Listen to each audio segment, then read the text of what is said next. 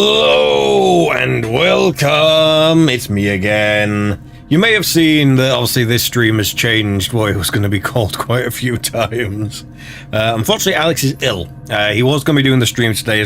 He was originally going to be doing more Borderlands, but yeah, unfortunately, he is quite ill. So we think it's the flu. We hope it's the flu. Hopefully, he's not succumbed to, COVID and that, because if that's the case, that puts a real dampener on our plans for the weekend. But hopefully, we hope for him a very swift recovery and all that. But hey, it means we can continue on with Honkai Impact and get some more of this done. Because, so you remember before that we were trying to get through this chapter, get some more of it done, and it didn't exactly go to plan. The chapters are longer than I usually tend to remember. It's probably safe to say that going forward it's going to be one chapter per video, so we're going to move forward assuming that basically it's probably for the best. We assume that. But yes, I want to thank everyone who has subscribed recently. Funny enough, we've had a few people subscribe, but it's not actually been public subscriptions. So unfortunately, the last person who subscribed that actually shows up is, as you see here, is Shady Shaden. I think I thanked you last time as well. Nonetheless, thank you everyone who has subscribed and all that. It's always lovely when more people come and subscribe and come see us. So also for Alex, if you want to leave any get well messages, please be sure to put them in the chat. If you're watching this as after the stream, be sure to leave it in the comments and that, and leave them on the videos, especially our latest video and the next one coming out on Friday. So hey, if that's not something to be subscribed for, I don't know what is. But yeah, in terms of other news, my song is out. Finally, my song is out. I've been talking about it for long enough. It's finally out, and it's done really, really well in terms of views as well. It's eclipsed everything else on my channel apart from the video that I paid to do well, because it was meant to be an advert. So I paid for it to be an advert to be put in front of videos. In hindsight, a complete failure. Don't do that. I didn't get anywhere near what I wanted in terms of the amount of money that was spent on it. Also, I'm eating some of these as I go. Not too many though, because I have to properly eat later on. But a few of these. Some gluten-free chocolate fingers. I'm only having a few. So if I eat too many, you guys need to tell me to stop. Hang on, mouthful of food now. Hang on.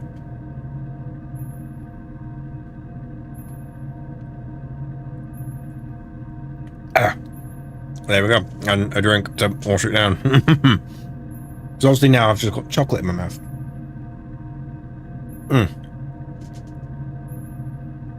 But yeah, so I'll probably also let people know right now. Video coming out on Friday is going to be just me, I'm afraid. It's currently shaping to be a very interesting video. My original plan with it was actually to have Alex play it first. Would have Alex play it, and then maybe I would have a go on it on stream. We'd see how that went. Obviously, plans for that have fallen through because it's the only game where it's like, okay, I don't want to do anything from a series, because series is both of us. The series are always both of us, and I just wanted to do something somewhat quite easy and not easy. Easy is the wrong way to put it. Just something that makes sense. It's like, okay, I'll do it on my own. This is the only thing that really makes sense. But I'm very much looking forward to see if Alex ever plays that game. It's a very, very fun game. So you'll find out on Friday. But yeah, no, I was talking about my song. Yeah, that's come out now. You can find that on iTunes, Spotify, Apple Music, YouTube Music. It's everywhere. It's a proper song that I was able to properly release, because it technically falls under parody law due to the fact that I'm technically singing about a game, but it's also in tribute to it, but it's also parody because it's written as if it's in the game's universe, stuff like that. But regardless, it's a very fun song. It's called Helldivers Never Die. Be sure to check it out at some point after the stream, though. After the stream. Right now, we're going to be doing a little bit of Honkai Impact. I nearly said Helldivers. That's definitely not what we're doing right now. Which, by the way, don't worry. We are still going to be doing Helldivers. We're still going to be doing stuff like that as well. But actually, speaking about stuff like that, there was actually one thing I wanted to bring up. Especially because people would usually see the very start of a stream and then come up with stuff. I very much want to There's been one particular thing. As I mentioned a few times, I have notes and stuff, and I have my notes right there right now. And one of the things I wrote down was an idea we've had for quite a while for anrgaming, especially when we're doing duo streams and stuff like that. The issue is that we always want to have it so you can see both of our perspectives. The problem is that's really difficult to actually pull off in a good way. I mean, you can just pull it off. You can just do it. It just won't turn out good at all. You'll have horrible latency delays and all this other stuff, and it's just like, yeah, it's the sort of thing where it'll be like, I'll receive Alex's footage, and that's already half a second behind what he's actually doing, and then by the time we render it back out, it's a full second behind, so there's a full second delay between what he's actually doing, what's happening, and what he's at, and you know, his stuff that's coming in from Discord, that's being delayed by however much. And it's like, there's so many complicated delays to deal with there. There's like, you know what, new plan, how about we just stream to separate stuff, and we'll see how that goes. For a while I was actually wondering, is that actually possible? But, and this is where me following VTubers actually has helped us out quite a bit. In theory, it's always been a thing. It's like, in theory you could do it, but I've now had definitive direct confirmation that yes, you can do this. Nope, I think one of my cats is trying to. Nope, okay. Like, we finally had good direct confirmation that, you know, we can fully do this by through a Moko. Two people streaming separate computers to the same channel, and it's just, yeah, you just pick the right stream and you're good to go. So we know it works now. So that's the thing I need to talk over with Alex about. Personally, I feel like that's the better way of going about things, and then people can just kind of have both streams. You know, if you've got two screens, perfect, just stick me on one and Alex on the other, you know. But that's things, that's fun things. So yeah, hopefully that might be a thing we start doing in the future. I think that's the better way of doing it, rather than, because we had to look into a few different solutions for it, and all of them, whenever I saw other people talking about it who were really in-depth and checking stuff, they were very much saying that, yeah, it adds way too much latency, there's no point in doing this, especially if you want stuff to sync up. It doesn't work in that regard. It's much more a case that it works for if everything is delayed. So like, rather than it being, it'd work better if it was that I was sending my data to another computer and Alex was sending his data to that computer, because then in that regard they're both delayed by the same amount, therefore they sync up and it just goes. In that regard, that technically works. For what we're trying to do, doesn't work so well. So yeah, but anyway, enough about all that. Let's get into Honkai Impact, shall we? Here we go. Back on the bridge we go. Captain on bridge. Now, as per usual, it's been a while since I've played. Yes, I'm fully... You don't need to tell me this. You don't need to tell me this. I do know this. Anyway, we were at... Here? No, was it chapter 11? So why is it putting me there? We're at here. This is where we're at. So, the thing to know about this is obviously we're starting to get into the territory, or we're going to get into the territory soon, where we're going to have to switch over to the different... I've actually already started a save under an ANR account, and the idea is eventually I will catch up to it. That's kind of why these streams have been a bit more delayed. I'm trying to catch up in that other one, because if I remember rightly, this one, yeah, that one's fine as well. Which one is it?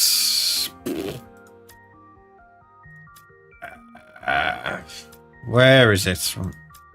Yeah, so when we get to the Spoke Apocalypse, that's where... I mean, don't worry, it's a while away. It's a while away. We're at 11. That takes up chapters 26 to 28. But, you know, when we get to there, that's when I need to have caught up by. So I need to play through everything else up to then. So, just so people are aware, so when we get either... If I manage to catch up in time, and... you know, then we might make the switch earlier, but if nothing else, that's the hard cut-off point when we are making the switch to the other account. But for now, let's jump into the deep sea, shall we? As usual, I'm going to be using a controller for it because it just works better. It really does. It just works way better than mouse and keyboard. Because obviously this game was designed for use on mobile phones and that. So, well, yes, we're going to go story mode. And we can play through all of these. As you can see, I have already done them. The idea being that what you would do is you would play through the story up to a certain point, and then you click here, and that takes you to a certain world. You then go to that world, and these are extra things that you can play through, and then you continue onwards like that. So that's basically what we're going to do. Yeah, well, we're going to do it that way. So let's go. Oh, sorry, I'll use the mouse still for selecting stuff.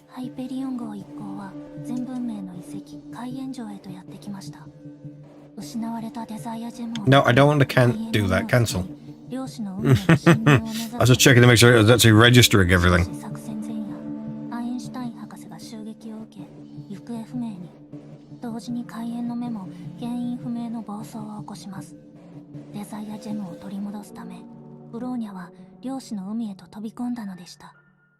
So yeah, we have a recap from last time. We're now in the Sea of Quanta, or the Quantum Sea, or, you know, there's some other ways you can describe it, really.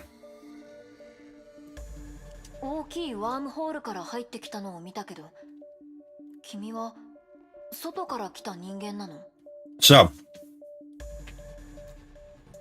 if people aren't aware, this is a sort of branching point where Honkai Star Rail and Honkai Impact actually converge together. Because they share a character, and that character is Yochim, also known as Welt.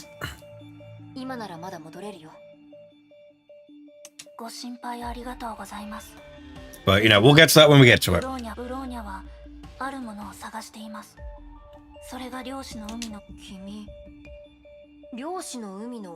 At least I'm pretty sure that's where things actually line up again. I'll have to double check, but to my mind, this is where they line up. The games technically line up.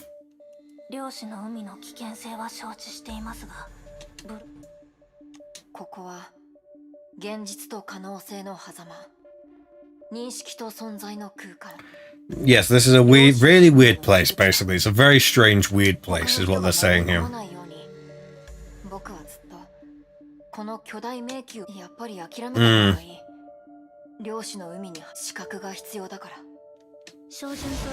Pass the test, and that test is laser things in the face.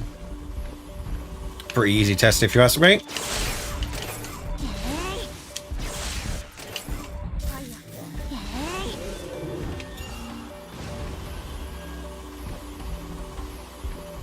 There we go, nice and easy. Just enough thingied.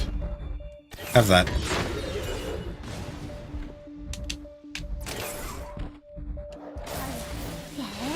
More lasers. There we go. Are they both dead? They're both dead. Okay, new enemy type.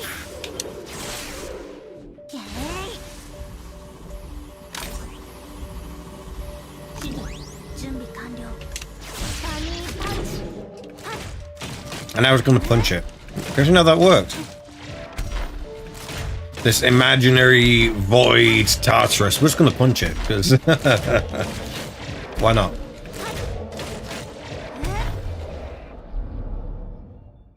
Actually, maybe I want to... No, I think it's fine. It's only the timer. That's not that important as far as I'm concerned.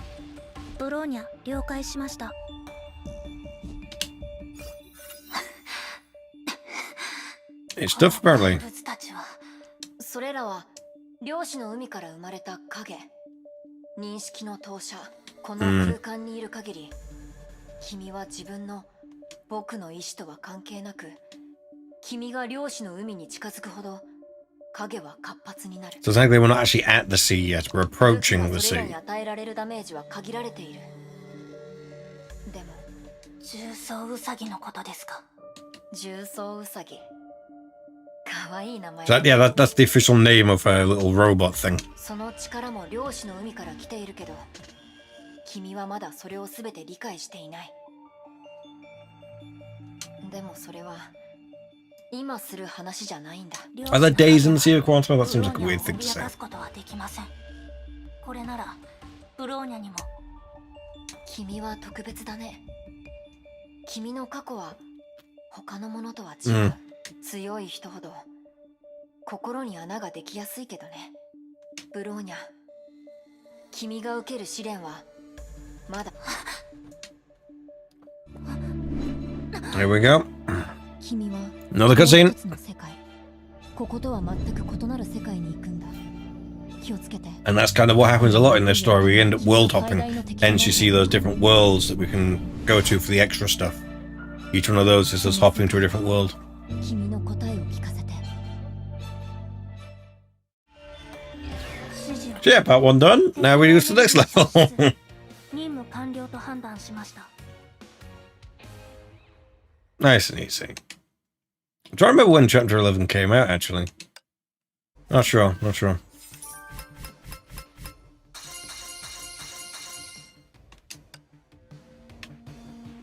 Either way, let's go.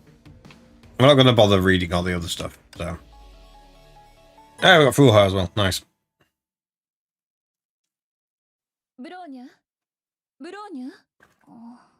Hang on. Watch the cutscene. I'm trying to think of this. There we go.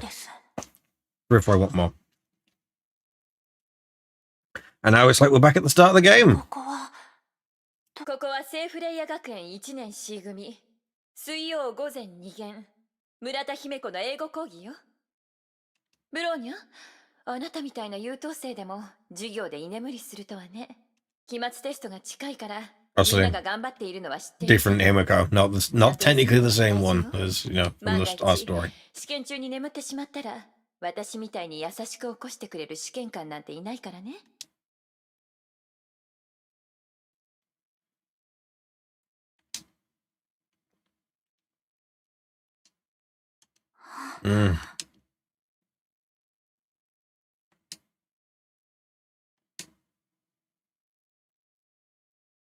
ブローニャ、そう重く捉えなくていいわよ。でももう一つの全く違う。 Oh, that is piercing. I guess it's meant to, but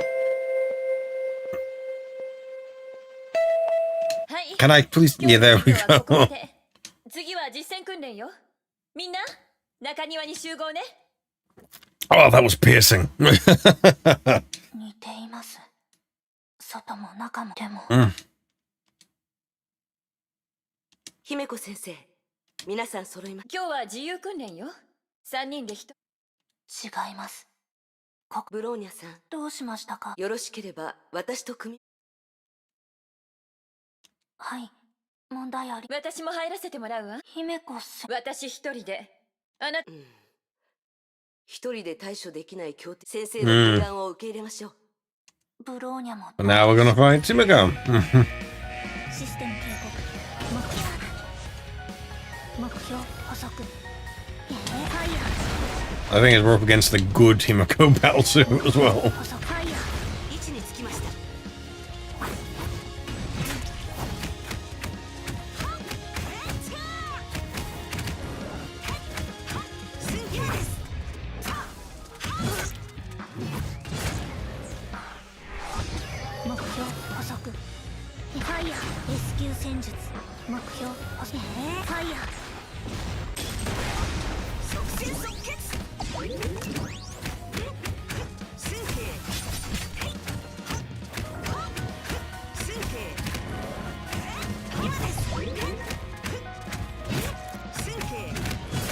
Did the colours update as well? I'm pretty sure it looked like the colours updated slightly.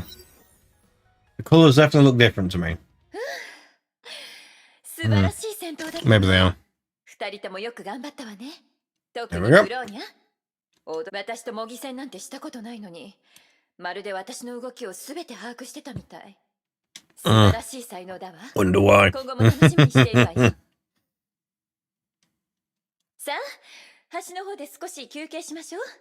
何か飲みたいものはない？ Don't mind me. Just keep watching, everyone. I'm just rearranging my drinks. 姫子先生、その手にあるのは何？授業中にお酒はやめてください。少しだけだし、酔わないわよ。ダメです。あと数分で休み時間だし、構わないでしょ？ダメです。それに、午後にも講義がありますから、昼休み中の飲酒も禁止です。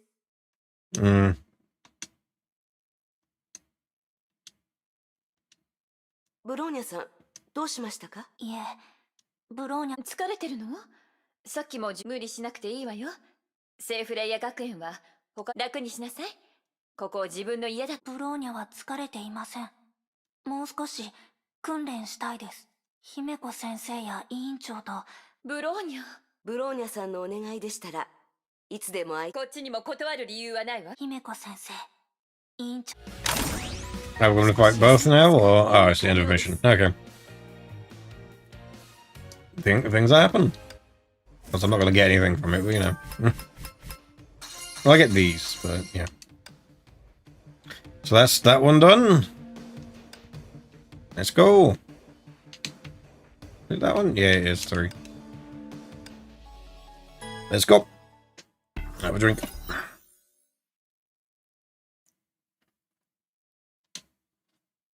今の状況を整理しましょう。ここは聖フレイヤ学園ですが、ブローニャ姫子少佐 Things are slightly different. かすかに違うところが、漁師の海は平行世界が集まる場所だと博士は言っていました。 So yeah, technically speaking, this is what I was meaning by this explains what was going on with Welt in Honkai Star Rail. Technically, Welt or Dr. Yang or whatever. What's it called? Mr. Yang Welt? Whatever. It's been a while since I played it, actually. I need to play the Star Rail again. Maybe I should do it on stream. Let me know. Obviously, if I'm going to do it on stream, I'm starting from the beginning. I have my own save and that. But, you know, regardless... Yeah, so what basically all these parallel universes, they're all different universes, all on the imaginary tree. The sea is the stuff that's sort of around and between the tree and that. And what happened is Honkai Star Rail and technically also Genshin Impact are all in these different universes in this imaginary tree. And this is one of these parallel universes. This one is just closer to, you know, the normal game. No, we're skipping that because that's loud. この世界の午後の講義は歴史ですね。あら、今日欠席してる生徒がかなり多いわね。授業を始めるわよ。みんな席について。歴史の授業よ。So really, we're seeing something a little bit different. 今日は前回の続き、第二次崩壊について説明するわ。Mustache. There we go. ブローニャ？私？ブローニャは今日の内容に興味があります。先生。そう、その気持ちもわかるわ。一応第二次崩壊の発生地はあなたの故郷だものね。So yeah, I was going to notice these things were different. についてどれくらい知ってるかしら。第二次崩壊は人類史上最大の災難です。はじめは第二次崩壊で誕生したのは空間を支配する空の律者です。よろしい。ちゃんと予習をしてきたよね。Okay, so that part's still the same. 間違いがあったわ。But there are some things that were wrong. 第二次崩壊がシベリアで発生した後、天命はすぐ行動し、周辺エリアの犠牲を抑えた。Things that are different. 誕生した天命の素早い決断のおかげで、ほとんどの地域がこの災難から。まさか。では、映像資料を見ながら今日の授業を始めるわよ。And now we see video footage. No idea what Kiana and May are here, but you know, whatever.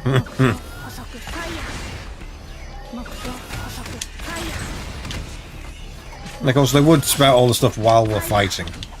You know, all the stuff we actually want to know about the differences.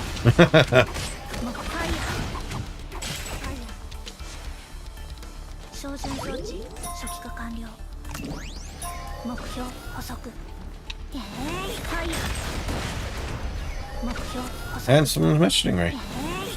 Okay. It turns out it's Snapchat. At this point, I'm actually considering uninstalling Snapchat. Yes, anyone who tries to talk to me on Snapchat, I pretty much don't use Snapchat anymore. I am not a fan of Snapchat.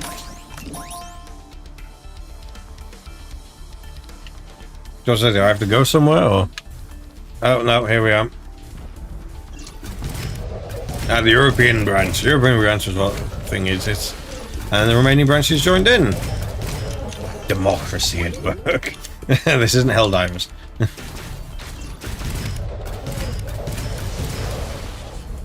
But I mean, some of this stuff could fit in with it.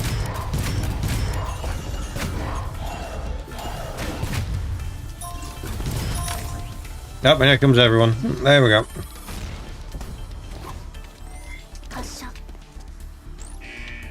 No, we'll be fighting.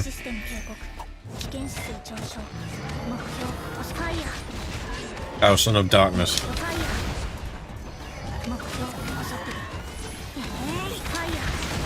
You know, this is much easier with... I was gonna say it's much easier. Compared to my first time having to fight this thing. First time fighting this thing was awful, like the very first time.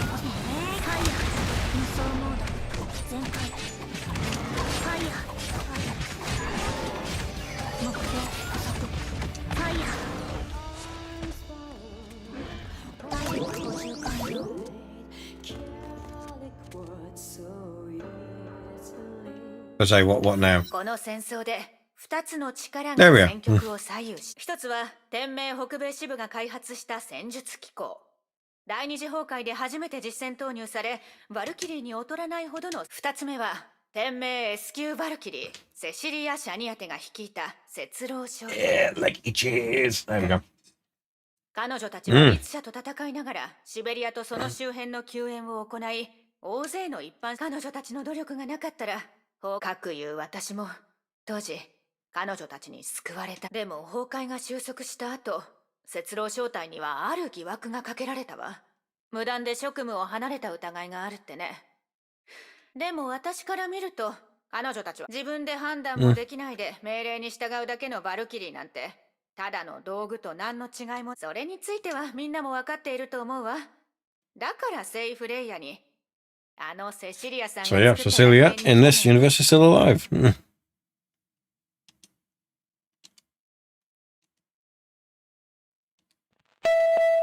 Not again. That's a short lesson.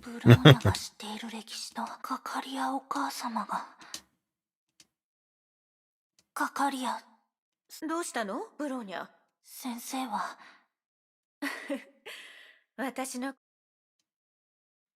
Yeah, she's a Valkyrie in this one. She's a good person. Good person, maybe? I don't know. 私はシベリアの孤児院で育ったわ。こういう子供は北の方では珍しくないわ。何かしてあげたいと思った。例えば軍に。でも先生はバルキリー気づいたの。どんな道を歩いても子供たちを食べさせることが、でもバルキリーだけがセイフレイ。それは希望と自由。これは私が災いでセシリアが Teresa isn't the principal. 宝物よ。カカリア先生はブローニャ。ここにでも過去にどんなここはセイフレイヤ学園。So even technically her past in this is different. 友達を作ってやりたいことを心のままにやる。カカリア、どうしたの姫子。前に本部からもらった任務。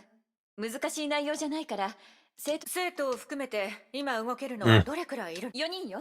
前にあなたが招いた。ちょっと少ないわね。それは少し難しいわ。最近の任務。あ、そうだ、ここに本人もうずうずしてるみたいで。ブローニャ。 There we go. 皆さんと一緒に任務を遂行する。 There we go. We're going to fight for something. 突然で申し訳ないけど今夜すぐ出発しな。ブローニャは万全の準備をと。Let's go. 過去の痛みと迷い、かかりや先生。ここは現実。観察中。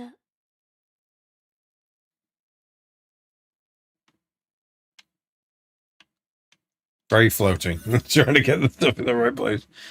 There we go. ブローニャ、他のメンバー More を紹介させてもらうわ talking. まずは姫子先生。 If I like talking, that gets a lot more in the later chapters. かかりや先生がおっしゃっていた新メンバーはブローニャさんのことでしたか。安心しました。あともう一人、あら？ごめんなさい。遅くなりました。この声。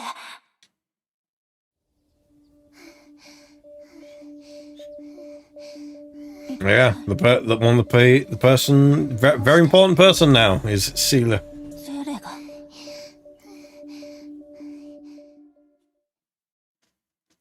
So yeah, now you can maybe understand why so many people. So this entire chapter was just talking. It's a talking chapter. That's all this one was. Take no deaths. It was a bit hard to. Yeah. Yeah, that's that one. Now we're on secret mission. Oh well, it's probably not this one anyway. Let's go.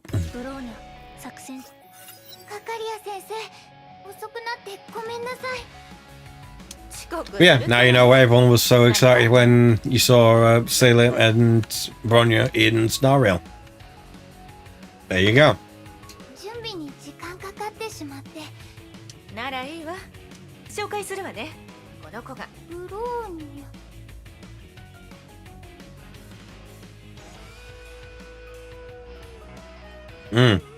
ブローニャ、この子はゼーレ。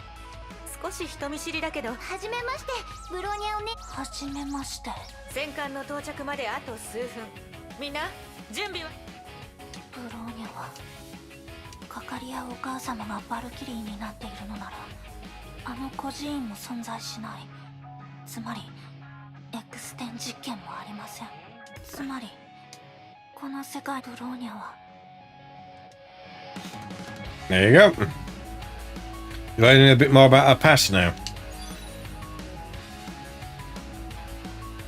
Let's go. 目的地に着きました。任務を確認しましょう。3日前に本部の輸送部隊が襲撃を受けました。死傷者はいませんでしたが、この襲撃はネゲントロピーという地下組織と関係している可能性があると。Anti-entropy still exists though. ネゲントロピーって天命を裏切った人物が作った。その行動は慎重なものでしたが、情報によると奪われた物資がこの近くで目撃され。銀狐？ネゲントロピーへ。銀狐はこの土地の顔役。地下組織の一員にして。おそらく協力関係なんだと思います。銀狐。それならその人物に姫子とフカは私と。So now we're just gonna go fight this person. ブローニャとゼーレはこの周辺の地形を調査し、なるべく気づかれないように。わかりました。銀狐の拠点の周りに見回り中のブローニャがその中の一つをハッキングして自立システムを通じ。いいと思う。北側の広場はどうかな。はい。There we go. 行きましょう。ブローニャ There's the plan. もしゼーレがあの実験で生き残ることができていたら。ゼーレ。Yeah, you're learning a lot about the story in this.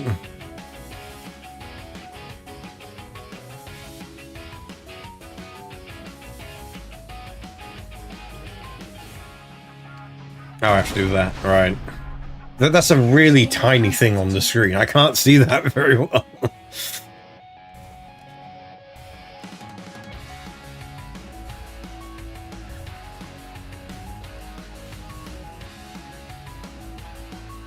There we are. We'll stop that one. We'll stop that one so we can get through. Get rid of that.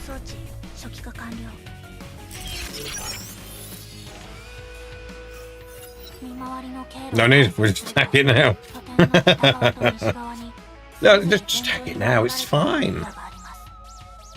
西側は市の中心地。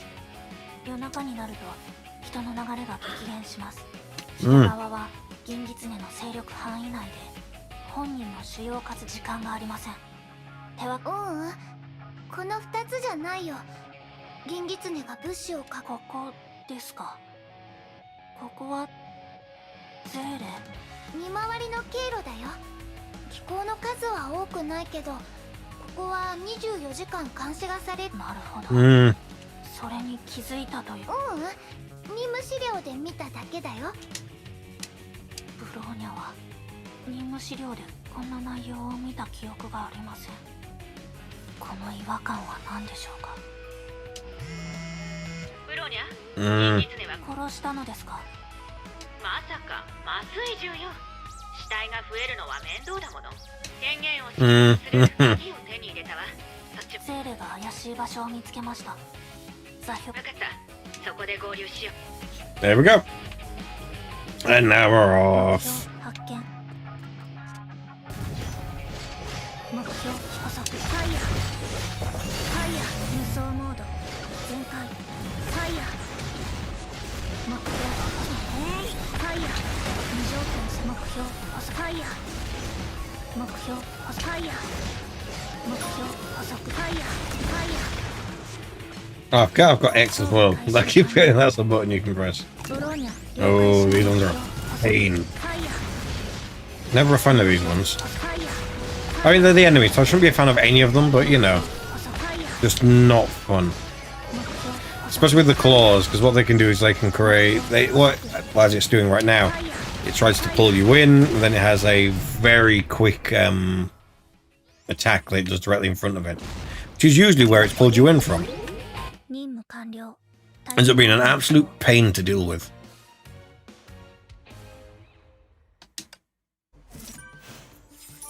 I don't know what mission it is, but I remember having to fight them a lot as when I was playing as Teresa for a mission. And yeah, just an absolute pain to deal with. Really horrible. But we've done that, and we're nearly through some... We're doing well.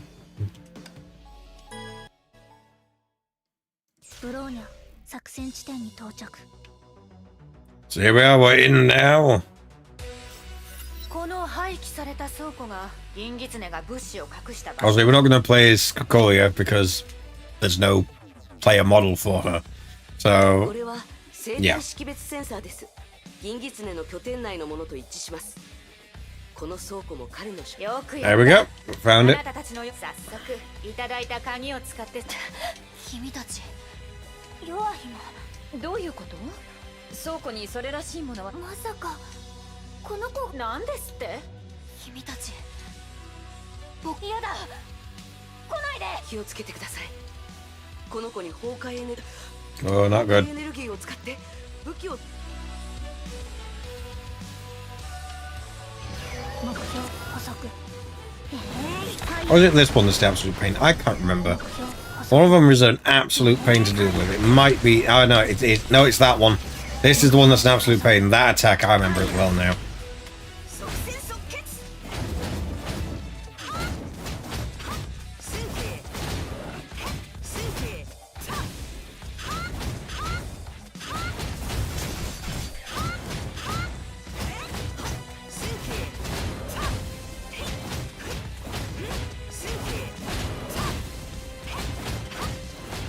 I mean, this is easy. If I can just stun lock it. This is... Oh, no, never mind.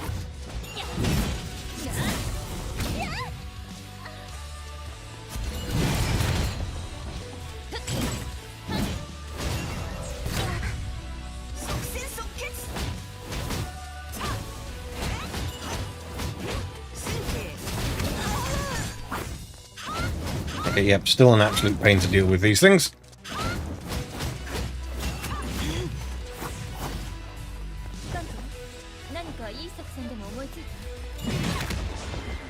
Very much just need to keep dodging as much as I can.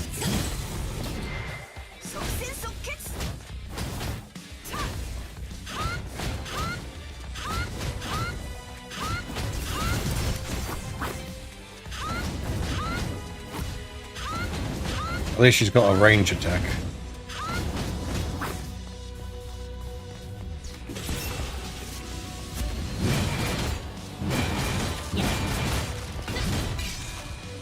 Okay, we're doing good damage with Himiko here. We'll keep using Himiko. And I've been hit. Wonderful.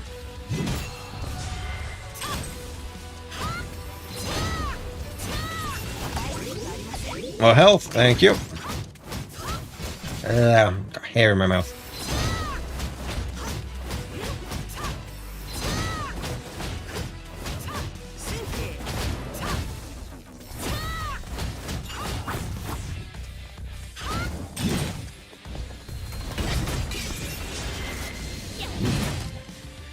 I'm not even kidding. Well, I've said it a few times now. Playing Dark Souls and my reactions for Dark Souls massively help out with playing this game.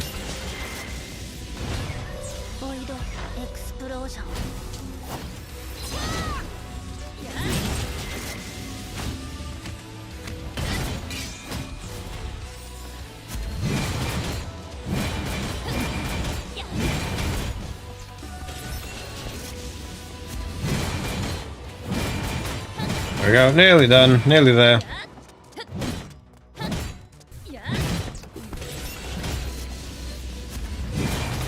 There we go. Enemies down. Nice.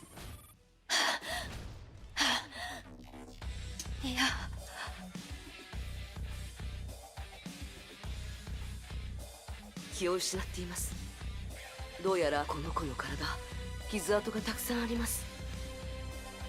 飛行が急に現れて、そしてすぐに。そう、本部のファイルで見たことがあるわ。崩壊エネルギーを使って物事に、それは第一律者。What's your reason? There we go. しかし第一律者は1955年に消滅したはずです。予想外の状況だが、まず本部に。いえ、待ってください。最初はブローニャも変に思いましたが、断りの律者の力を持つ男の子。この子が重要物資だと言われても。つまりそれは。私もそう思うわ。この子が行方不明になった物資で、本来なら実験管に閉じ込められているはずだったけど、銀狐が逃がし、つまりその子の体に。まずい。ネゲントロピーの追っ手です。おそらく銀狐の件がバレたのでしょう。But on the drink, let's keep going. この子を連れて。敵の数が多すぎる。気絶した人間、別々に逃げましょう。ブローニャはゼーレと彼を連れて先に行きなさい。しかし、あんたたちは十分やってくれ。私たちを信じて。その子。わかりました。There we go. Okay, not a fight then. Okay.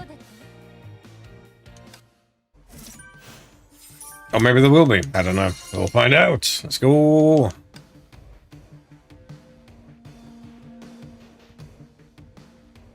Yeah, it was 5 we just... Yeah, 5 we just did. So now we're on 6. ブローニャ、作戦地点に到着。Really? I can't even have a drink? 射撃開始。目標ファイヤー。目標ファイヤー。レスキュー戦術。ファイヤー、ファイヤー。目標ファイヤー。目標補足。ファイヤー。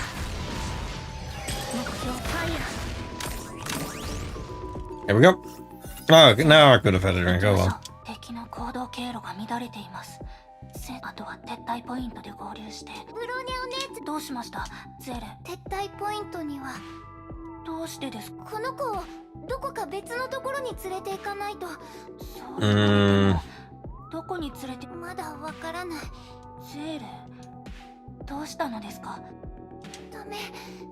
ブローニャお姉ちゃん、このままじゃまた最初から繰り返しに。That's she knows something's up. 私に渡して。発見。目標補足。ファイヤー。目標補足。ファイヤー。目標補足。ファイヤー。目標補足。ファイヤー。ファイヤー。目標補足。ファイヤー。目標補足。ファイヤー。目標補足。ファイヤー。目標補足。ファイヤー。 Well, I did that wrong, but I'm gonna kill it anyway. 目標ファイヤー。嘘。どうして。ありえない。この世界の人はまさか。Yep, she knows it the same as us. 任務開始時からブローニャ Here we は go. ある窮地に陥るたびにあなたはそしてあなたが漁師の影を呼び出せる。あなたはブローニャと同じ。ブローニャお姉ちゃん、本物のブローニャお姉ちゃんなの？ええ、本当に。ゼーレ、 Yep, a lovely ブ reunion. ローニャはここ久しぶりです。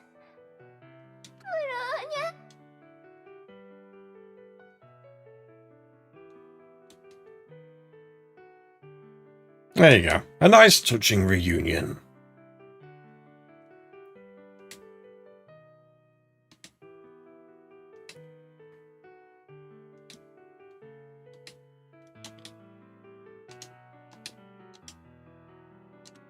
You guys can read all this.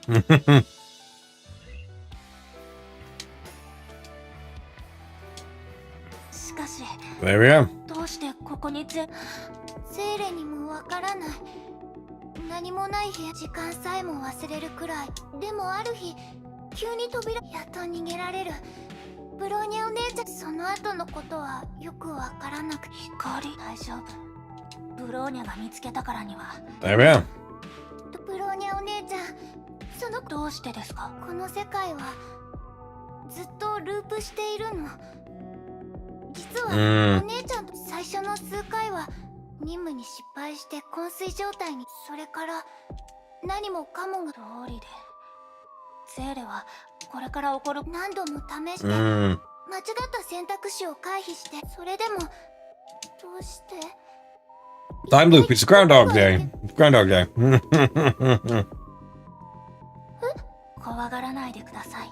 ゼーレ、どうすればいいかはブローニャを信じてください。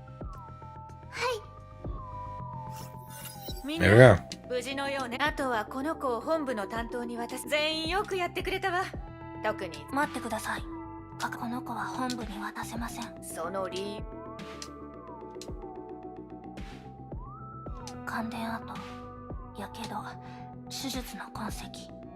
彼をそこに戻すことは彼を。ブローニャさん、確かにその通りですが、彼には律者の力があります。彼が人間に危害を加える律者ではなく。しかし彼を実験室に戻せばブローニャとゼーレは彼を聖フレイヤ学園に連れて行くことを希望します。彼は律者になるかもしれません。ブローニャたちにできることは考える。希望は何なのか。これは There we go. 人間としてあるべき自由。これも So you just have to be 聖 nice. フレイヤ。よく言った。あれ、時間が。かかり屋もひどいわね。わざと試すような真似して。まさか最初から彼をが。もちろんよ。私たちさ、彼を。 There we go.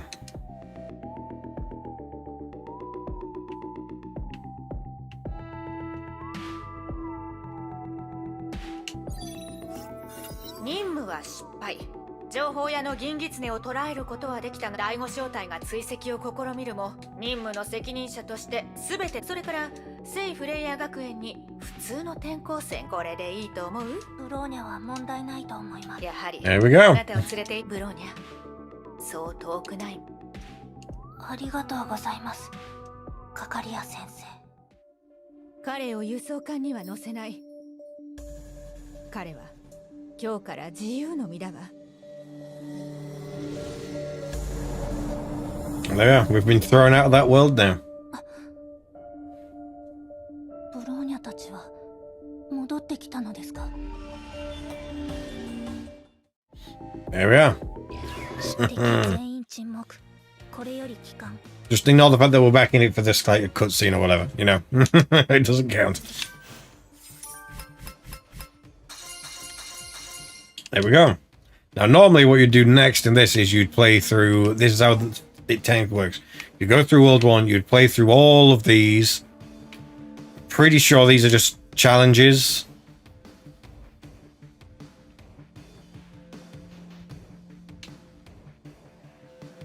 Well, yeah, I'm pretty sure this is a challenge. We'll do run through. I'm pretty sure it's a challenge. That we'll see. I don't think it's story. みんなと一緒に But if we play, we'll find out.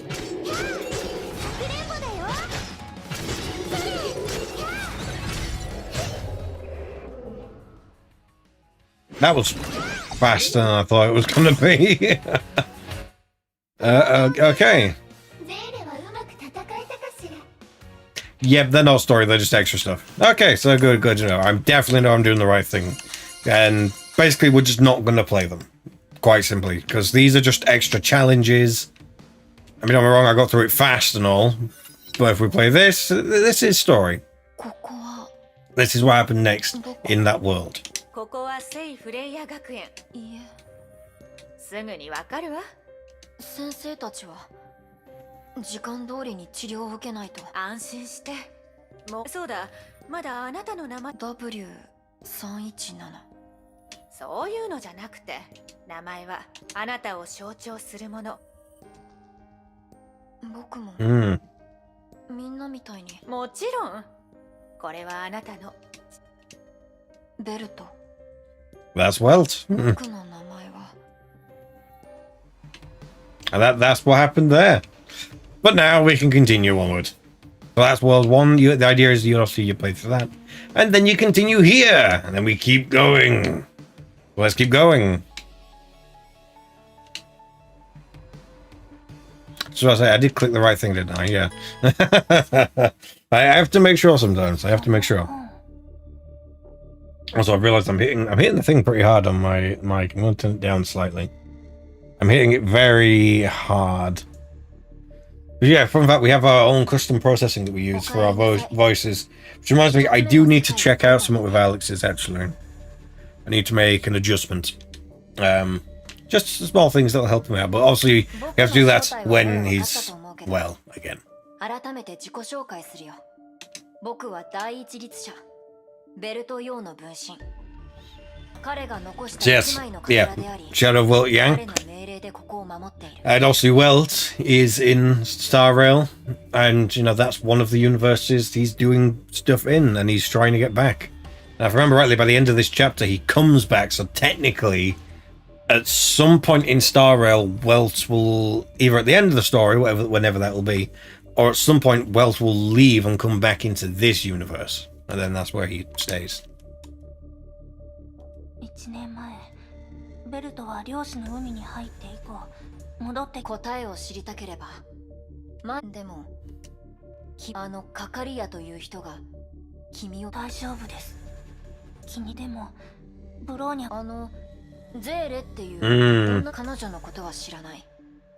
その痕跡を捕捉。彼女の本体が漁師の海に漂っていて、偶然この彼女は特殊な力を持っていて、それでもまだその力をこれから訪れる世界で、でも本当の彼女を見つけたいのなら、あの本は君と彼女をつなぐ中隊。わかりました。 There we are. We have a link to her now.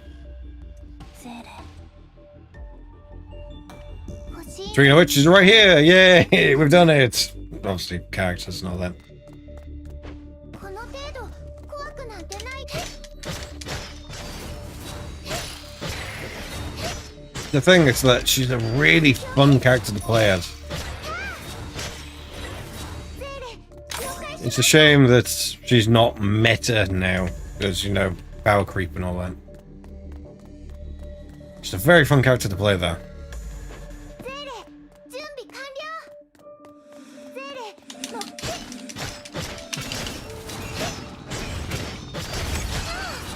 If I remember rightly, we'll check after this mission. If I remember rightly, one of the ways that this works is that you unlock characters as you went, so we might even to unlock more people.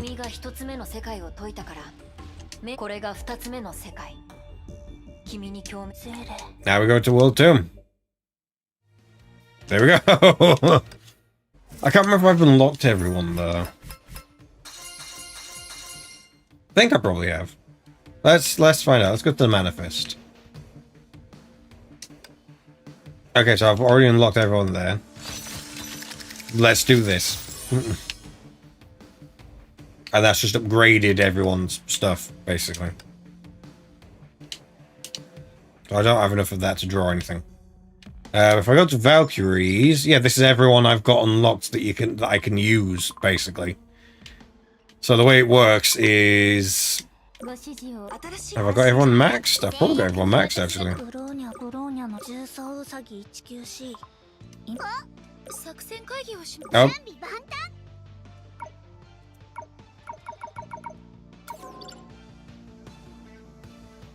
Oh. Maybe it doesn't let me do that, actually.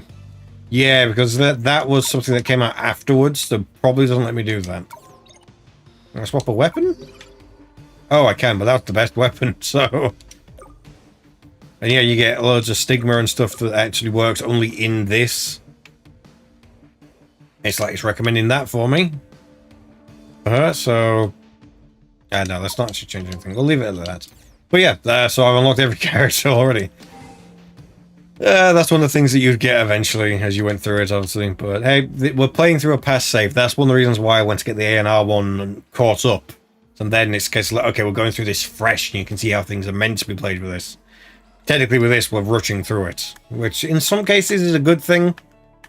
No, it depends on the chapter. I mean, again, that does Spoke Apocalypse. That whole thing is technically 3 chapters.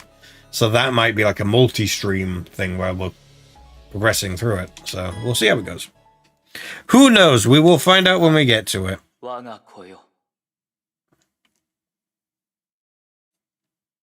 ミハイルのことをよろしく。お菓子を半分こにしてあげて。Okay.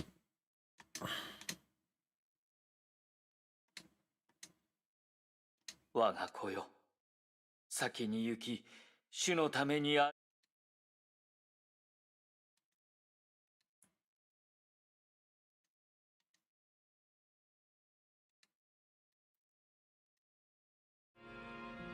I don't remember where this is exactly.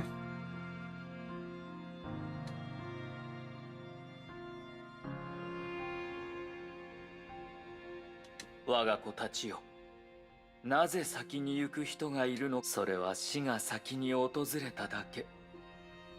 悲しみ、苦しみ。あの人は。あ、そうそう。それと学園長とヨアヒムもいます。精霊。I actually just called it World 2. It's not Super Mario. We're wooing things around. Just give me a second. Just so I can get drinks easier. There we go. And we found something already. It's that easy. 子供たち、戻ろうか。なんだい？カレル、あなたのお気に入りの車の色が剥げたところをヨアヒムとクレヨンで色付けしたの。気に入ってくれると嬉しい。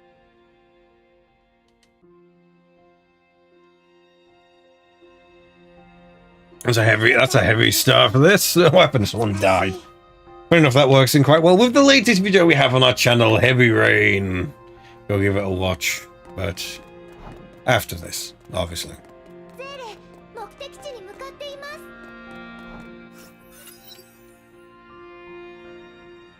There we are.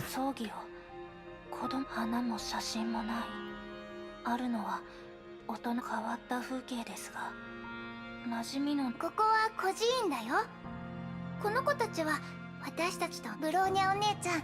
見て、あそこに木でできた小屋があるでしょ。So again, same Celia, same Bronya. Everyone else is a different version of themselves. あの神父は孤児院。ここでオットー司教に会うとは思い。お姉ちゃん、あの人危険で悪い人です。でも。この一つ前の世界ではとりあえずこの世界の突破口もきっとヨアヒムにあります。I mean, judging by the knowledge of the last one, maybe. みんなお腹空いたよね。今日のお昼ご飯はな。人参ポタージュ。違うわ。ポタージュは火曜に食べたばかりよ、ゼーレ。Oh, that sounds good, actually. Roast beef. It's been a bit cooler today, actually. That's the thing, we're going through, not necessarily a heat wave, but it's been warm, that's for sure. I don't deal well with warmth. I'm not a fan of the warmth, never have been. I like cold. Funny enough, I've actually, got a really, where is it? A really, it's inside out right now because obviously I'm not wearing it because I have been wearing it. One of the things I got for my birthday because I'm going to go see Foo Fighters. And it's surprisingly ends up working out really well. It's a sort of almost football jersey-ish type thing. How well you can see it? There we are. I can see the preview, so I can tell how to hold it. There, that way, there. Yeah, for their shows. And surprisingly enough, it's made out of a really nice thin material that's meant that for it being really warm, it's really nice. So basically, next time the sun's out, which maybe be tomorrow, I'm gonna get it washed and I can wear it again. 元気を出してほしいのはわかるけど、無理して僕たちを泣かれるはいなくなった。みんなには時間が必要なんだ。ヨアヒム。ねえ。うん。もうさ。おや、もう神父様、わざわざ着替えてどうしたのですか？村に行くの？ To be fair, here's the thing I've always wondered with this. To be fair, that kind of makes a bit more sense, given of how Theresa's creation. That's probably the better way to put it. How Theresa's creation. Like, yeah, it makes more sense for him to be father rather than grandfather. Although the fact that he's really old kind of plays into the whole grandfather part. But weird things. Either way, winter is coming. Can you tell what was popular at the time when this chapter came out? 熱いゴーヤ餅が食べたいわ。神父様大好き。 Or maybe it's father in reference to being like a priest. Maybe, I don't know. 神父様。 Yeah, because everyone's calling him father, so yeah, it might be the priest thing. Either way. そうだよ、アヒム。まだだよ。早く準備をしておきなさい。今日はみんなとでは行ってくる。ええ、行ってらっしゃい、神父さん。テレサ、何か。そうね。洗濯物のカゴが5つも溜まってるわ。そうだ、薪も足りてないわ。寒くなる前にたくさん準備しておく。Get some firewood. 力のある男の子がやるべきことなのにカレルを失って。大丈夫。ゼーレとお願いね。日が暮れる前、私も一人の時間が必要なのかもしれない。Let's go get firewood. どこに連れて行く気ですか？この程度。But first, we fight.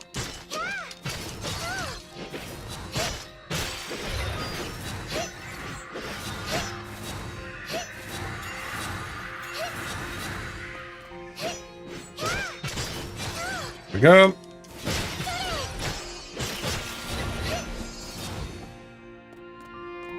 Nice and easy.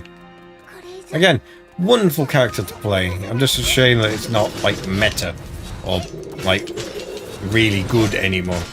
Again, power creep. It's a shame. Spend all this time investing into a character only for them to be left behind. 孤児院から結構離れているのに人の少ない雪原なのに崩壊気のせいでしょうか。ブローニャお姉ちゃん、ゼーレ無理しないでください。大丈夫。この世界にいると今の少しでもここでの生活、あの子たちを見ると毎日苦しいけど、みんな家族を失ったけど、でもここの子たちは神父の言葉によると、孤児院にとって養子になる子供がいるのはいい子。何か事情があるのかもしれません。焚き木はこれで十分なはず。There we are, mission completed. Next one, let's go. ゼーレは会いに来たよ。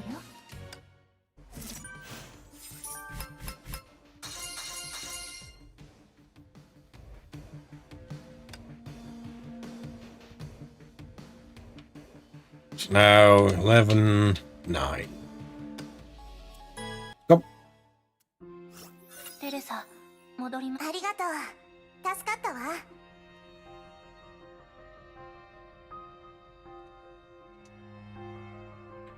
生活は苦しいけれど神父様とみんながいれば。テレサはいつか両親のことはよく覚えてないの。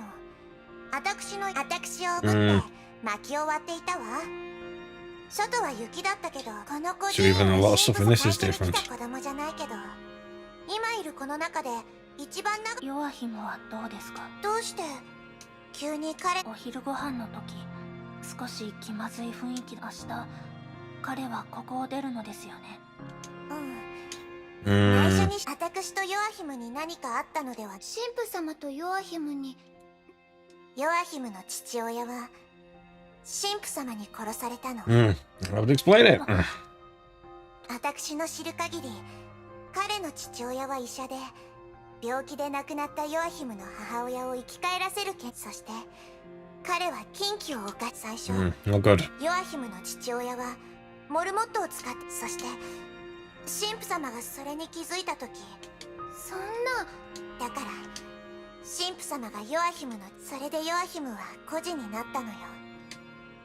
ではヨアヒムはそのことで恨むことができたなら、ある意味ヨアヒムは父親が犯した罪を知っていて止めようと。だから神父様のことを。彼が孤児院に来てからはお兄さんみたいな立ち位置でその姿を見た時、もう過去のこと。それでヨアヒムは頭が良くて機械をいじる。彼を自分の後継ぎにしようと神父でも。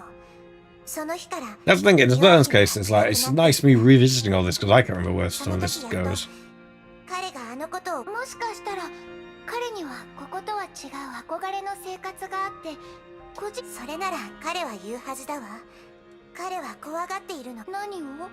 いつか自分も神父様と同じ立場。かつての自分の苦しみを他の子に与えてしまうことを。それがしばらくしたら隣町のリーゼル夫人。ヨアヒムはそれに同意。彼は逃げています。ここを離れることで。でもそうしたら理屈は分かっていてもなかなか手放せない時はただ。私がその立場だったらきっとすぐ。Yeah, names of man can be ヨア difficult. ヒムが落ち込む姿は見たくないの。何かしてあげたい。家族なんだもの。そういえばもうおかしいわ。Time to go find him. Let's go. この程度。 Fighting again.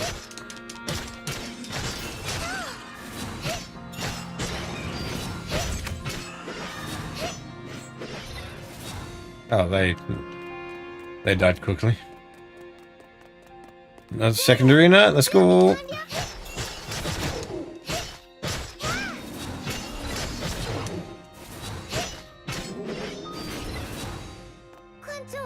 Take up those things. And hey, look, we can go this way now. That gives me something big. Yeah, oh, well, not really. Just one we haven't seen before.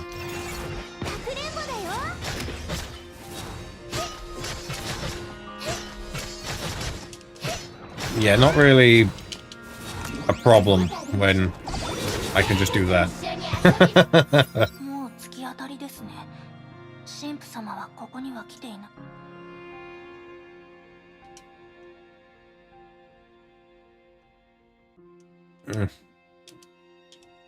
手放せないもの。ブローニャお姉ちゃん、大丈夫？ゼーレ。こうしたら、少し昔乾いたお姉ちゃんの手は温かくて。It's a really comforting thing, but I'm feeling I'm gonna sneeze. Always comes at the worst of times. There we go.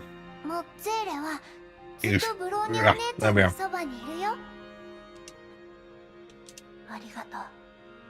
ブローニャ、少しだけ迷いましたが、テレサのところに行きましょう。よくやったわ、ゼーレ。ゴールまであと少しよ。こんなの本当に大丈夫よ。私たちがしてきたことは全てここを出るため。分かってるよ。ここが別れた場所です。テレサは向こうに行ったはずです。神父様、テレサの声だよ。急ぎましょう。Get over there quickly. 起きて、起きてよ。Yeah, that looks like Honkai marks. 何があったの？気を失っています。ゼレ、ここに残って。ここの景色を。Guessing we, yeah, we got this way. That was blocked. More fighting. That was fast. 崩壊獣の数が増えています。大変です。このままでは。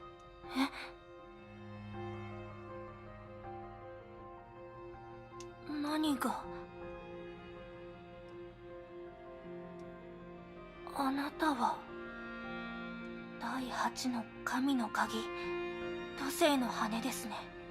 ブローニブローニャの名前を知っているのです。ャ、あなたには羽の痕跡があります。それがあなたに私の姿を見せ、驚きました。あなたはここのもの、あなたは皆さんの記憶に存在していますが、この世界のものではありません。私は土星の羽が残した3000片の羽のうちの一片。孤児院を崩壊獣から守ったのは、どうして神父が土星の羽を持っているの？土星の羽の主は彼に恩があり、そのお返しとして彼の心に羽を一片の彼は私をここに連れてきました。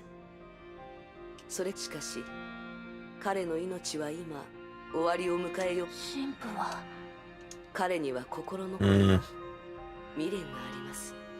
彼は自身の認めたある人に私を託し、しかし彼とその人の間、ヨアヒムのことですね。やはりもしヨアヒムがこのまま孤児院を出たら、 There, that's now we know what we have to fix. 彼らのわだかまりだけではありません。どういう意味ですか？ブローニャ。しかしあなたが本当に見つけたいのはそれがあの瞬間。答えを知りたければ前へ進みなさい。いつかあなたは過去を乗り、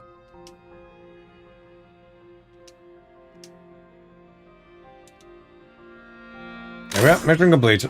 That's the thing, they're very fast at this point, these missions. ゼーレはうまく戦えたかしら。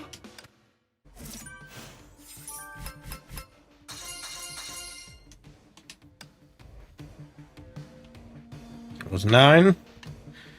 Last one of this part, 10. Let's go. We're doing great. We're doing pretty good for time. We're definitely going to get this chapter done. 神父様。 Again, yeah, I think one chapter per stream is the right way to go about this. テレサ、どうやら今はそんな場合じゃないわ。その傷は一体。ああ、平気だ。一晩寝れば。ブローニ Right, ャ if it won't. ブローニャは平気です。神父様。無事でよかった。ヨアヒム、荷物はもうまとまったかい？はい。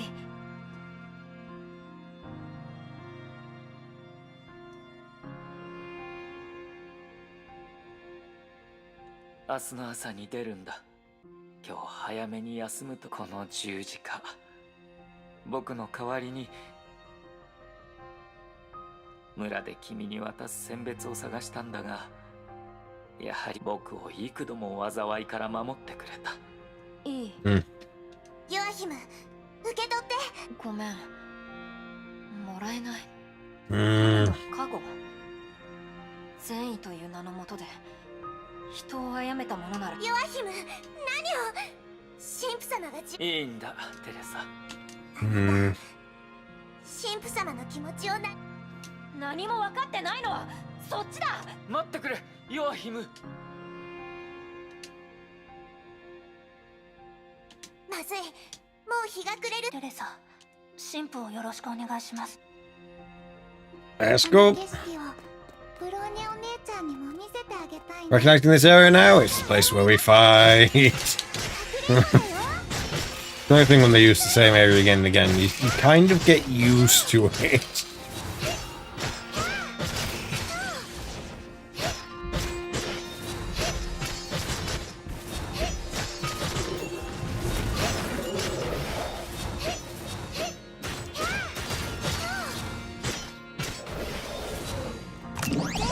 There we go. There he is. これ以上ヨアヒム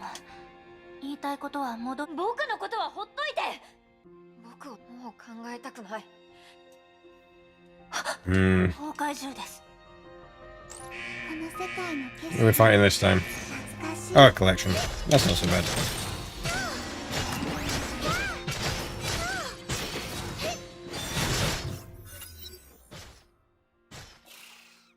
やだ。早く立ってください。ヨアヒム。ヨアヒム。 There we go. 助けて。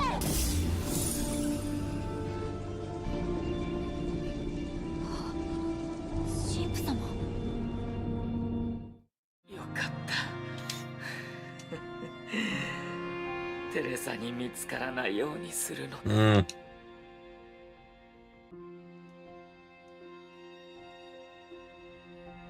気を失ってしまいました。手を貸してください。神父に助けられた。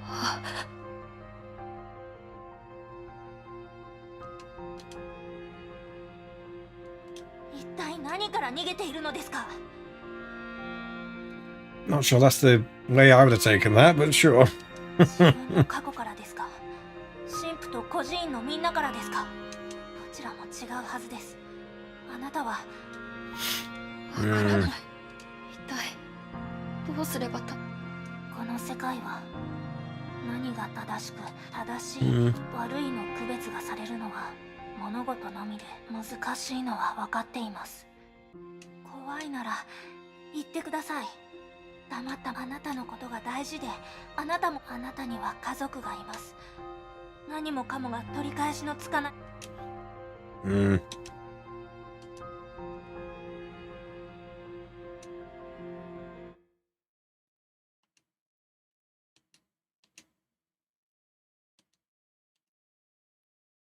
やっぱり、Hmm. ブローニャ、ジェレ。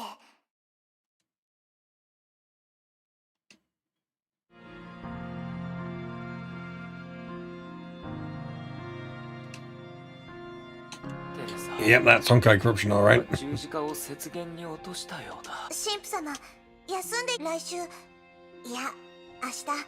大丈夫、いいんだ。そうかい、彼の気持ちは理解できる。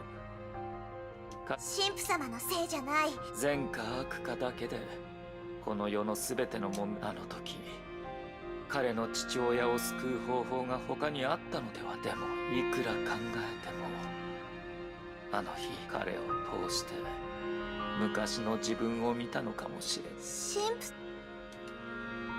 かつての僕も禁忌に触れ、悪の力に手を。 Okay, so that part of him is still the same. 聖女が僕を止めて、深淵から僕は彼女と一緒に組織から逃げ、罪の根源を。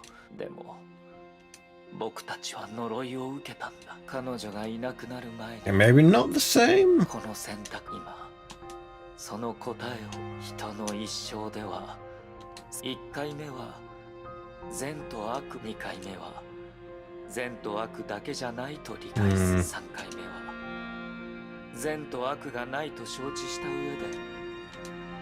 Hmm. Good thing that should go by us do that.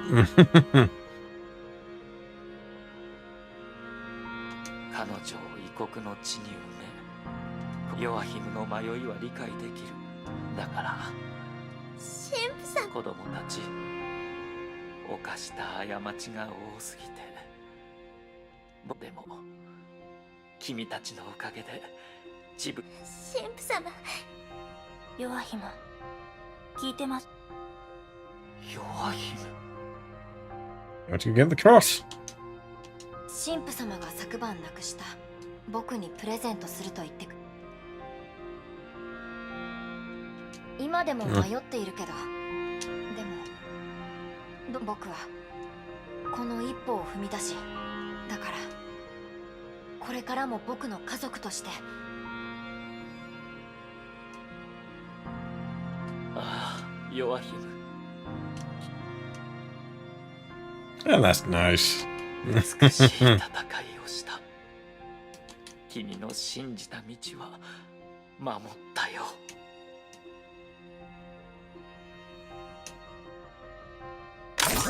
There we are. That's that world ブロ finished. ーニャお姉ちゃん、ゼーレは会いに来たよ。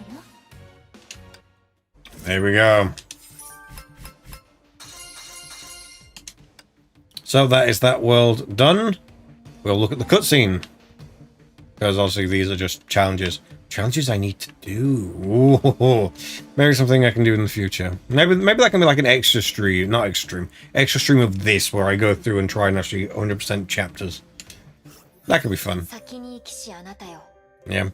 主のために荒れ野の道を備えよ。なぜ先に行く人がいるのかと僕に尋ねるのなら、死が先に訪れただけ。悲しみ、苦しみ、あなたの行くところ、あなたが歩んできた道も。神父様、あなたは先に行ったけど、フレイヤ孤児、これは私とヨアヒムの選択であり、神様。So rather than the school, it's now an orphanage. 神様、どうか見守ってください。So that's what happened there. Otto really did die there. But now we continue with the story into World 3. It's the final world. Well, then there's extra stuff there. But yeah, final world. Let's go. Final world.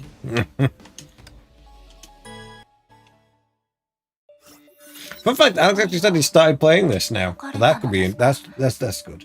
Maybe he could do a, I don't know, show through what he's been doing through and stuff like that. That could be pretty fun. No, he still hasn't put, if he's playing it, he still hasn't put me as like his teacher in the game, so I can get points for when he does stuff good. Actually, I should do that to the ANR account. Have the ANR account on my phone or iPad or whatever, and then I'll have my account on this. Eventually that'll switch, but you know. ベルとヨウは漁師の海で最後まで戦った。敵があまりにも強大で、彼が全力を出しても戦況は覆せなかった。最後、彼は残った力を全て使い、漁師の海と現実の間に2つを障壁。その障壁は死んだ者を拒まないけど、中に入ろうとする命には、そうだ。So this is that barrier. 君が今いる迷宮のことだ。ベルトの肉体は消えてなくなったけど、その存在は君がここで見た全てのものは彼の過去であり、そして彼のベルトが命をかけて、さあ最後の道が開くよ。Here we go. And now suddenly, this train makes sense. Obviously in Star Rail, the train. If this is all stuff that he experienced here, then this makes a bit more sense. Why is there a train? Well, he was on a train for absolutely ages. Did they set it up that long ago? Who knows? It's a fun thing to think about now, that.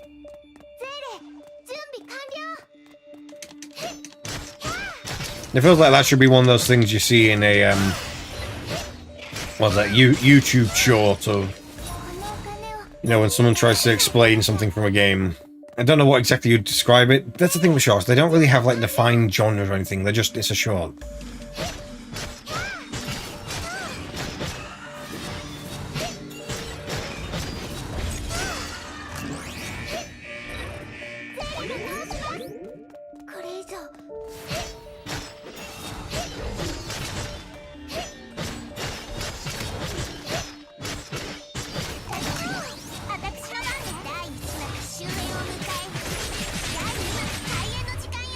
There we go. これが最後の世界。ここを出る時が、その時、僕は君の力となり、その力を借りて、君は両でも、律者のコアにあまり長く接触してはいけない。わかりました。約束して、ブローニャ。これから何を見ても、絶対にヘビをここから出さないと。Ominous. 約束します。世界を帯びブローニャは絶対に幸運を祈るよ。最後の世界。それをゼーレとデザイン。Here we go. 私にこんな雑魚たちの相手をさせないでよね。Let's go. Properly entering the final world now. Again, shame it can't just go, but you know, whatever. We will go.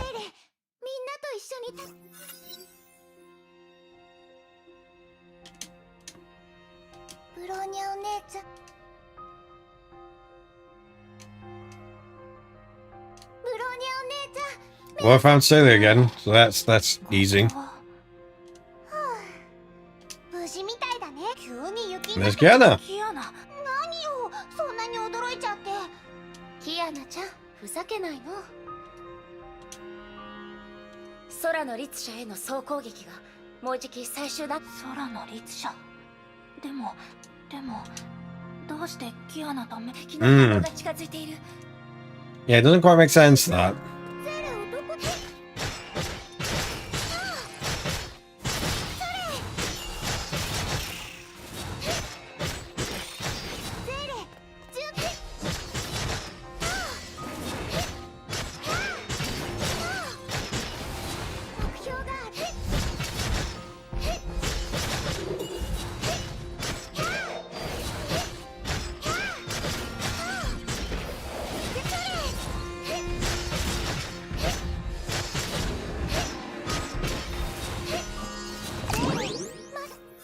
Yep, there we go.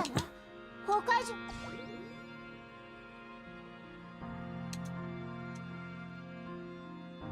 There we are. There we are.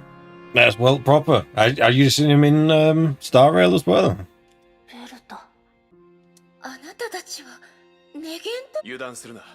まだ俺は機甲部隊を連れて正面から。わかりました。最後にご支援。戦場では簡単に他人を信じるな。ベルトよ。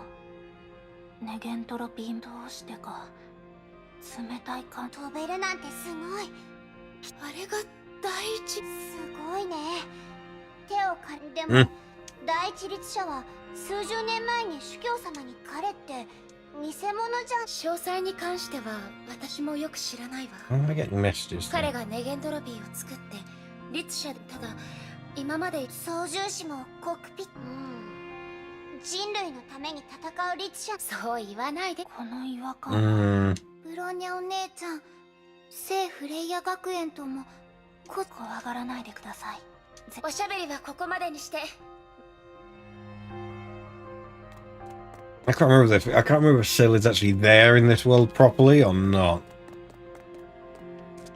ゼーレ、了解しました。これ以上お姉ちゃんを傷つけさせない。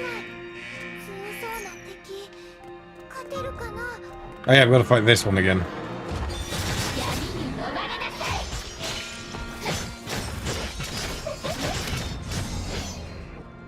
That was quick.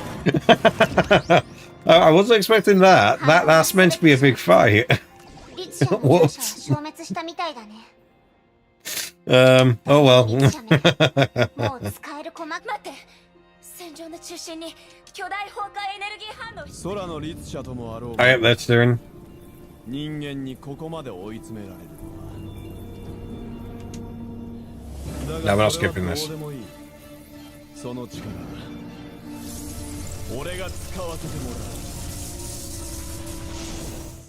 Oh, he's taken the powers. Right. ブローニャお姉ちゃん、ゼーレはうまく戦えたかしら。 Okay. From that one. Now we deal with betrayal. Now we go. ゼーレ、みんなと一緒に。第一律者、一体何をする気？ There's before. Which I know a lot of people have been asking me on my own channel to do a cover of this. I'm working on it, okay? I am working on it. I want to do it justice. どういうこと？理に走って害を避ける。逃げること、逃げろ。あの時の俺のように。手負いの獣のように生きるために。ただ逃げ。この程度怖くない。 Oh, great.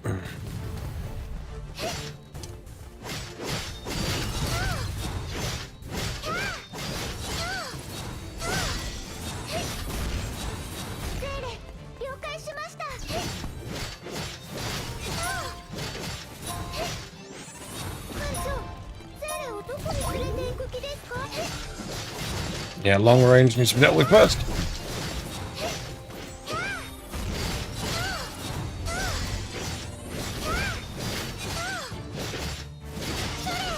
Not the order I would have dealt them with, but it's the order apparently I am.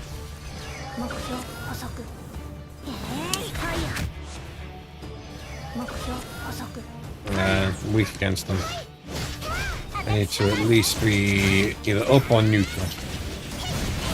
Ideally up.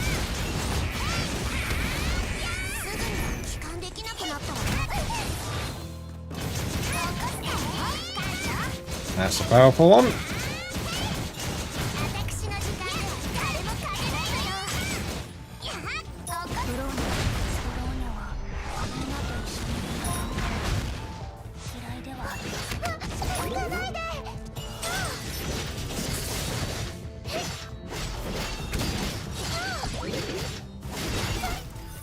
There we go. Don't know what about. I would do it fine. We're not being overwhelmed at all.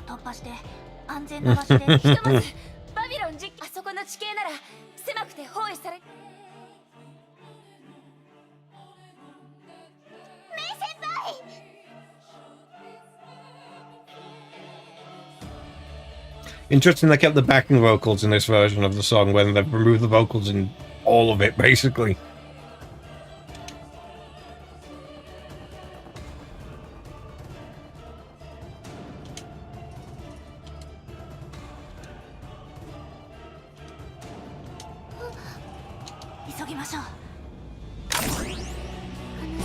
Another mission done. This is also like before they had like long sprawling missions that actually take a while. A lot of missions with this were very short. Because keep in mind, this was still just like on older mobiles.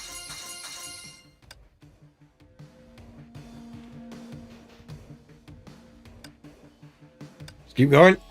So yeah, a lot of these missions were a lot shorter. We didn't have much open world stuff apart from the actual open world, the dedicated open world stuff at the time. 支援を得られるか他の部隊デルタ小隊支援を求む第一列車が裏切ったレゲントロピーの機構と崩壊獣に囲まれたどうして第一律どうして聞くまでも律者だからよあいつの魂はとっくに崩壊に飲み込まれてたのあいつがメイ先輩を殺したメイ違う何かが違いますベルトもキアナもこの世界は危険なだけではなくプロニャン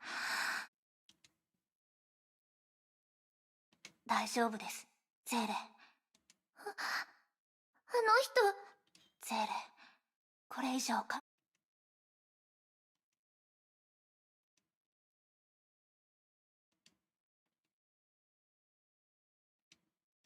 あと少しですこれもうすぐゼーレをここから出してあなたを連れて現実に戻り、一緒に学園にブローニャはブローニャお姉ちゃんあれキアナKiana's gone. She's gone somewhere. Let's go find her. Okay, here's the test. We can tell where we are. Are we going to go up the stairs? We're going to teleport to the top. We go up the stairs. Okay, we've got a rough idea when this was released then. I mean, obviously Chapter 10 was released at a certain point, but this was... yeah. Because fun fact, in the earlier levels, well, the very first version of all the levels, because again, a lot of Chapter 1 actually got revamped. It was very different.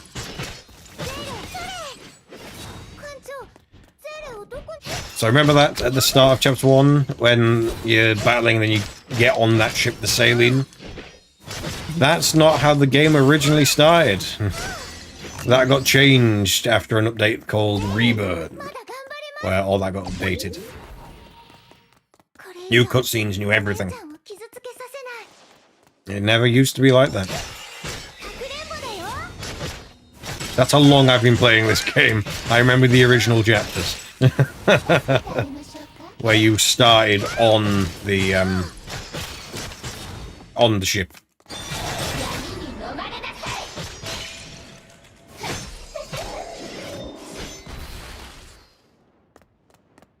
And through the door. Stuff like that didn't happen either. You either teleported through the door, or had something to bring you through the door.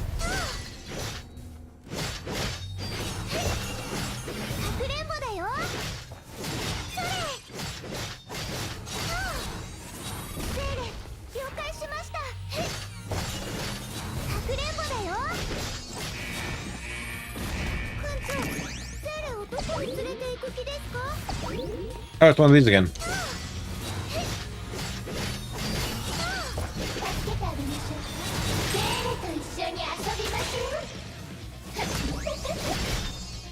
There we go.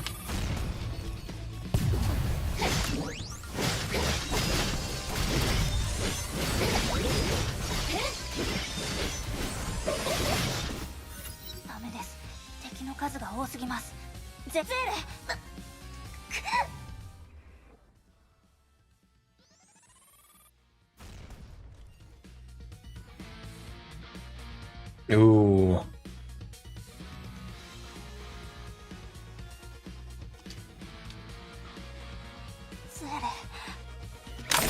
Right in the face.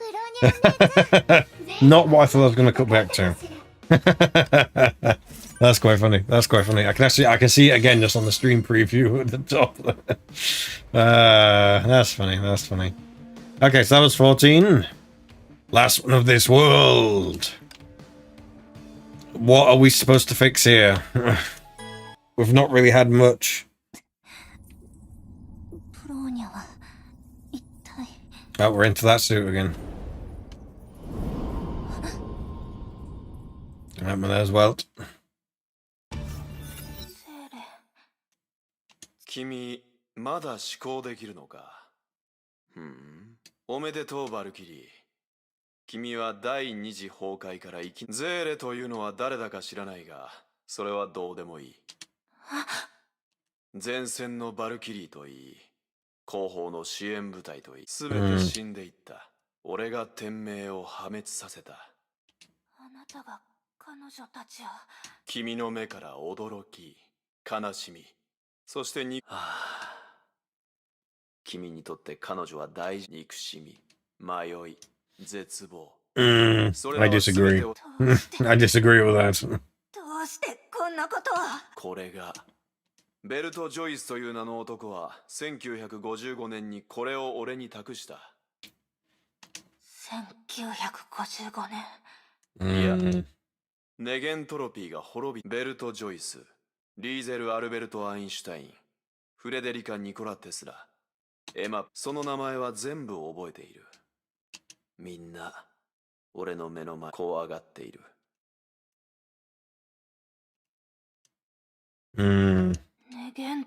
光の見えない暗い夜が訪れるたびに、血の中に倒れた彼は、その名と律者コアを俺に託す。最後、俺は戻ってきた。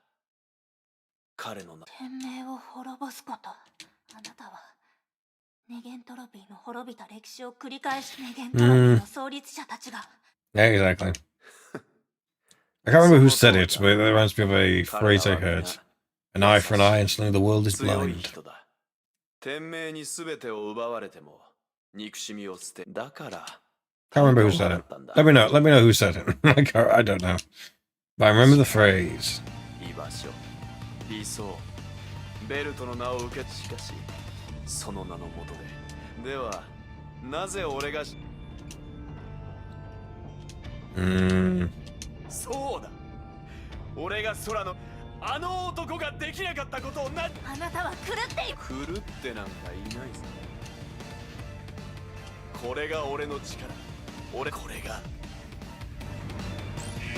Well, now we're about to beat him.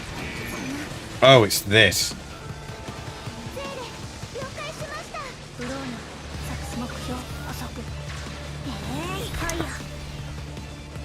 Does that hit? It does, but if I'm gonna do this, this is gonna take a really long time. So, okay, Teresa is good against it, technically.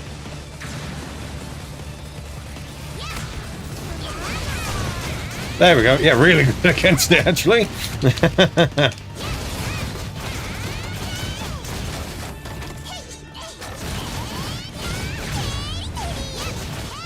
And another, and we're done. There we go. Yeah, I'm not going to sit back and do it from long range. That's pointless.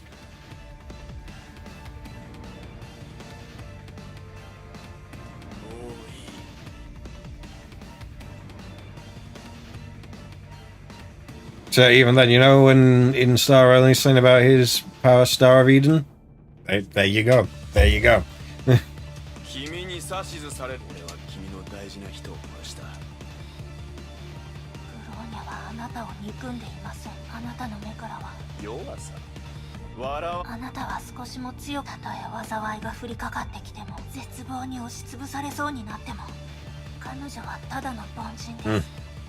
そのどれほど長い道を歩いたとして、どんな時も彼女は希望を守る英雄で。何を言っているかわからない。わかるはずがないです。ブローニャはあなたとは違う。あなたはベルトの名にふさわしい。黙れ。君はエデンの星。彼女。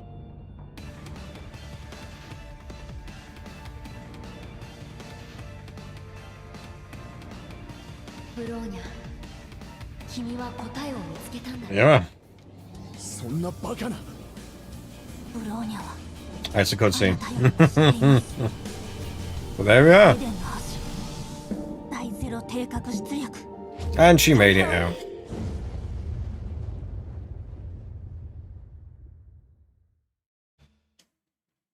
ブローニャお姉ちゃん、やったわ。世界が崩れて。ゼーレ、何を。いや、そんなの。お姉ちゃんはゼーレはブローニャお姉。誰が私たちに力を与えてくれたか。私たちの命は彼の手の中にあるわ。ゼーレはブローニャお姉ちゃん。ブローニャを信じてる。何年過ぎてもあなたは弱いままね。自分の存在ですら保てないのに何するの。 I think I remember how this goes now. ゼーレ、あなた次は I think I remember how this chapter goes now. Not gonna say, we've got to play through the chapter, obviously, but I think I remember how this goes now. And now we can see the cutscene of World 3. Click here. There we are. Again, other stuff we can look こ into. の世を離れる前にこんな風にこんなにも勢いがあって反論ジョイス本人しかいないと思っていた。でも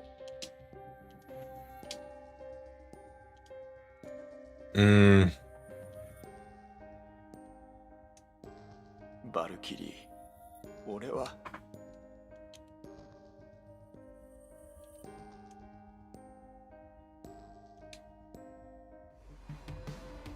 That's it. He basically just told you they died. that's the information we got there. But only 3 left to go. Let's go. Only 3 more missions. あそこにあるのは断りの There it is. セーレ、よかった。無事だったのですね。はい。ゼーレは大丈夫。 Oh, there's a difference. Keep note of that. やっと会えたわね。あれが断りの律者のコアね。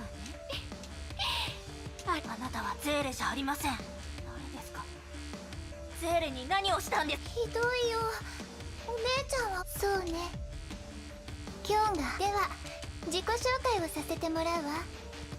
私はゼーレの中にいる。もう一 There 人 you の go. That's what that voice has been. もう一人の意味を理解できません。ゼーレ。ゼーレを守りたい気持ちはわかるわ。安 Hang 心 on. して。 I got it here. 私たちは二人で一つだから。彼女を傷つ He けた does this. Well, they both do it. Just when they just want attention. Rather than going to people, they'll just rather sit there and just be like, come to me. And they'll just do it over and over. 開演の目を使ってゼーレを連れ戻します。無駄よ。ゼーレはお姉様と違って体が漁師の海と同化したんだから。 X 点実験は彼女に次元を行き来する力を与えてくれたわ。これはあなたも分かっているはずよ。でも心配しない。どうしてゼーレがここに姿を現せたかお姉様 To remember rightly, the serpent thing わからない何もない部屋 is に what's holding her さえ there. も忘れるくらいでもある日急に扉やっと逃げられるブローニャお姉ちゃんのところにその後のことはよくわからなくて Right, if I remember rightly, I think that's what's going on here. I mean, we'll find out.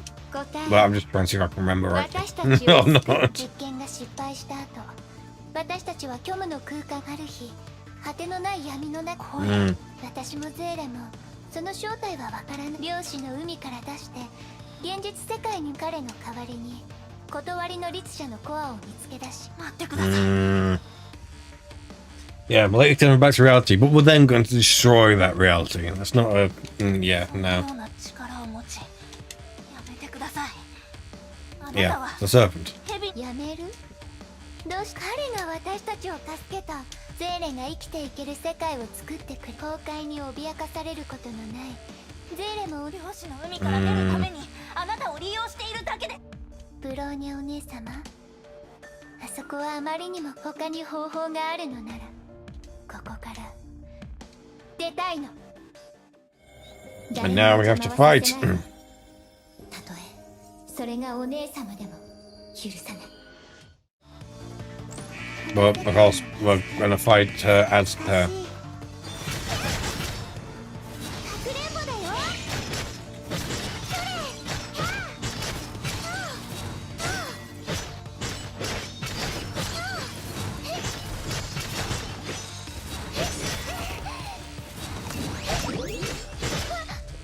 くれんぼだよ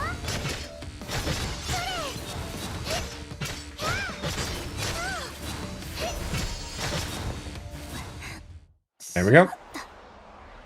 眠って Technically, we have to lose, even though we won, clearly.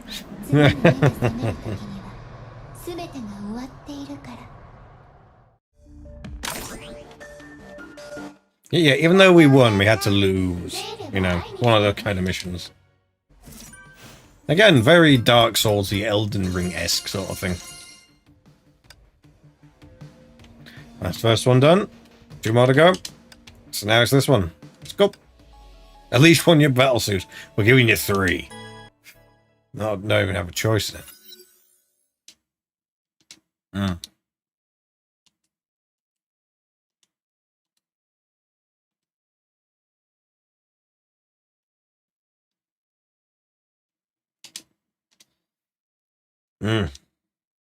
Hope you're reading this. ブローニャ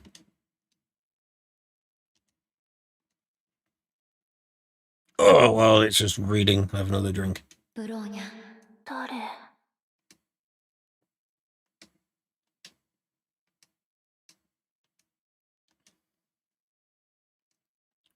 弱ひも Yep, he's back. And now we're here. And that's the butterfly. ゼーレはずっとブローニャお姉ちゃんのそばにいるよ昔ファイヤ発射 Oh, yeah, it's the charge. Forget that. ファイヤブローニャここに来る前に嫌なことを経験してきたと聞いたわでも過去にどんなことがあってもそれはもう楽にしなさ There い we go. ここを自分の家だと思っていいのみんな家族よ I'm literally dashing just to try and get there faster. 善か悪かだけでこの世のすべての問題は解決 There we go. I had to wait for the things to そう分 finish. かっていてもなかなか手放せない時は多々あるわ No, you don't get to dodge. That's not right. 私がその立場 Take the attack. There you go. きっとすぐ納得できないものしかし Honestly. あなたが本当に見つけたい Thinking you の can は他人ではなく dodge. あなた自身の And here we go. 目標細いファイヤ See, that one takes it. 大事な人を殺した君は俺を憎んでいる俺たちには何の違いもないだろうブローニャはあなたとは違うあなた There we go.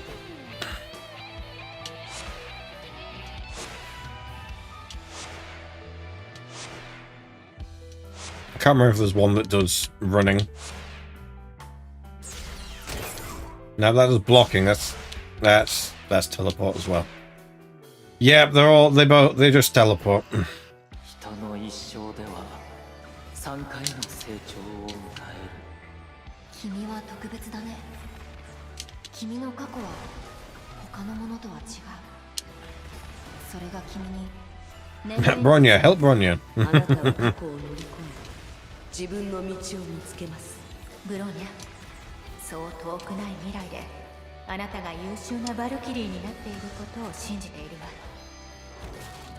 ファイヤー、ファイヤー。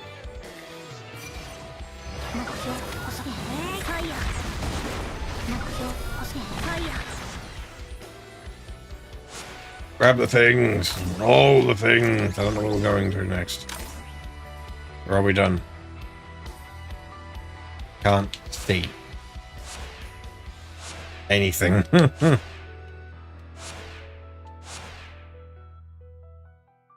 Oh, the fly, yeah. Butterfly, that's it. The fly. That's not what it is. Technically it is what it is, but it's not what it is. 漁師の海です。みんながゼーレがまだブローニャを待っています。ブローニャはブローニャは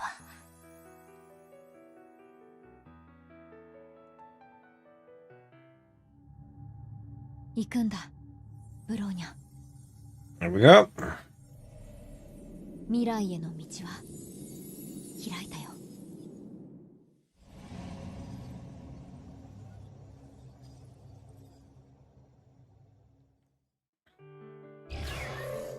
任務完了。待機モードに行こう。 There we go.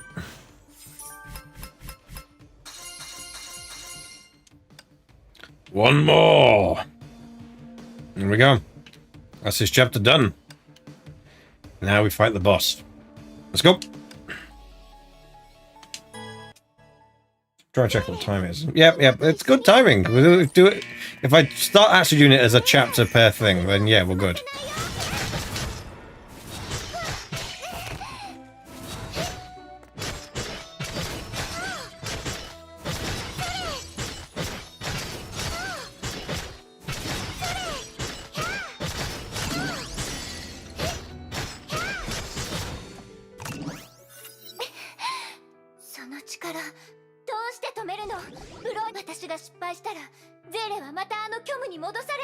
Mm. 彼がその気になれば、あなたたちを漁師の海の藻くずにすることだってできます。ゼーレを現実に連れ戻すと、ブローニャはだからこそ、あなたたちのブローニャは自分ブローニャ There we go. ゼーレとの約束。本当は1秒でもあそこには戻りたくても、ゼーレは待ってるって言ったわ。参ったわね。 There we go. どうやらその眷属が来たようね。ゼーレ、危ない。Mm. ゼーレは There it is. So this is what we're fighting against now.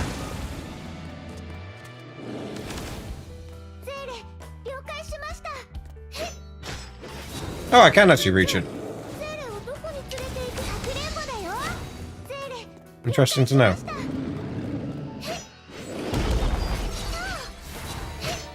No, I don't think if I want to. I think that's probably the better way of doing it. That or this.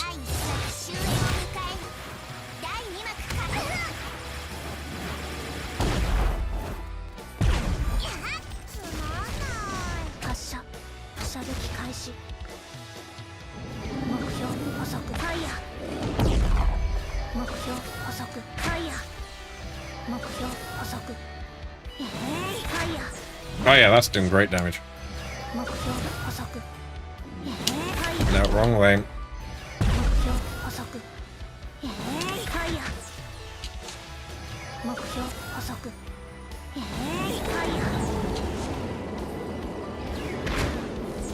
射目標捕捉ファイヤー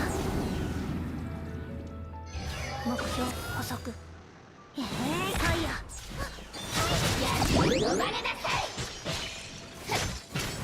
And it's nearly dead. In fact, now it is dead. That was quick. I find that a lot. It's like that things just, yeah. Later chapters won't be this easy. Oh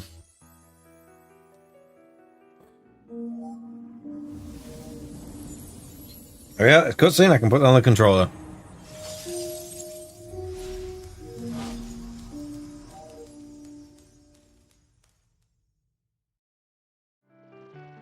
Oh yeah, I use the mouse now. There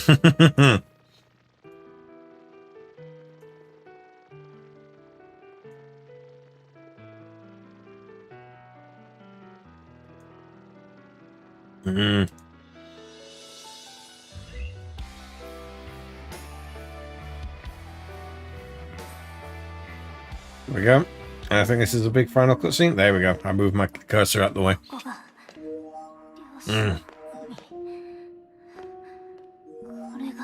In fact, you can also watch this cutscene live. Not live, you can also watch it on YouTube.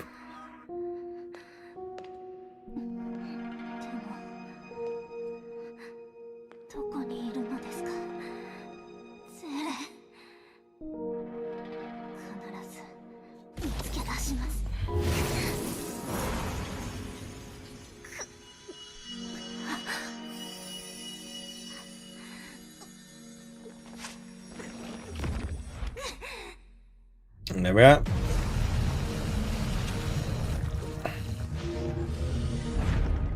But of course, here it comes. Trying to get the gem again. Well, that's got it.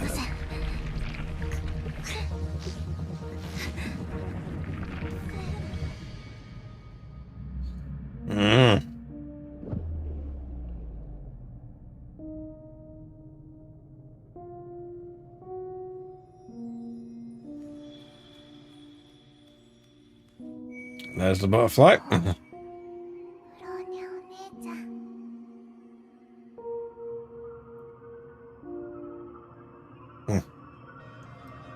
take this here picture. But I put my fan on as well. It's warm in here. What's the problem? Big, powerful computer generates heat. There we are. Runya has officially become Herrscher of Reason.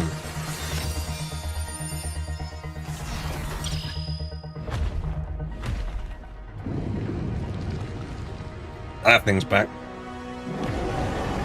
It's also very angry.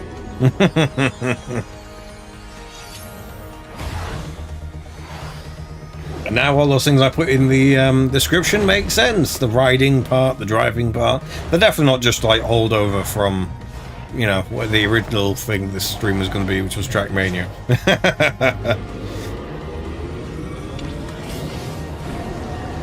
It was definitely planned, honest.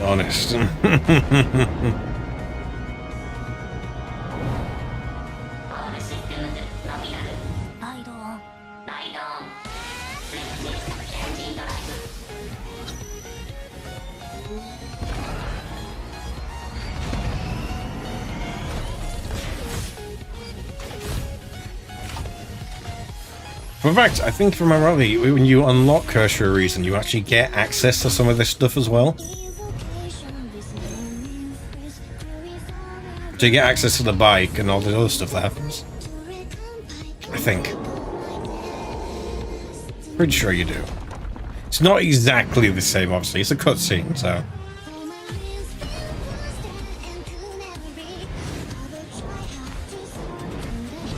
Remember, I think it's still really powerful as well. Definitely want to get Herrscher Reason at some point. Well, of course, that's when you can actually get certain characters in this game. It's entirely up to the whims of MiHoYo. Or HoYoverse as they are now. Yeah, same company, different name. It's like Facebook and Meta. Same company, different name.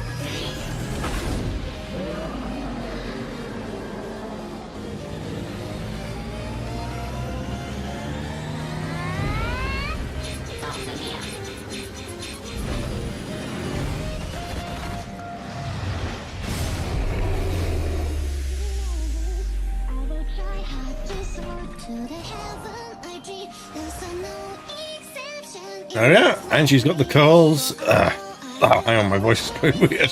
She's got the curls just like she does in Star Rail. Or at least one version of her in Star Rail.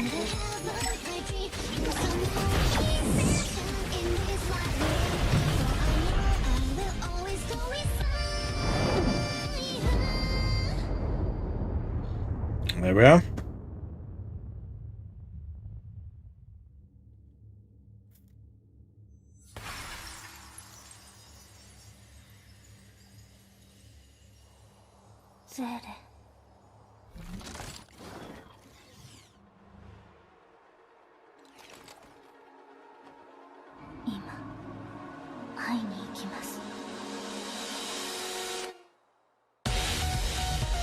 And of course that leads into the next chapter.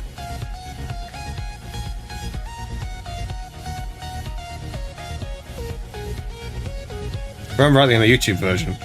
This is with all the credits.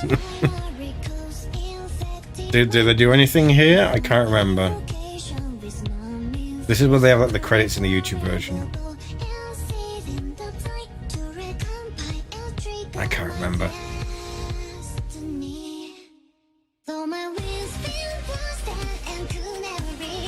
Plus they're showing off the song.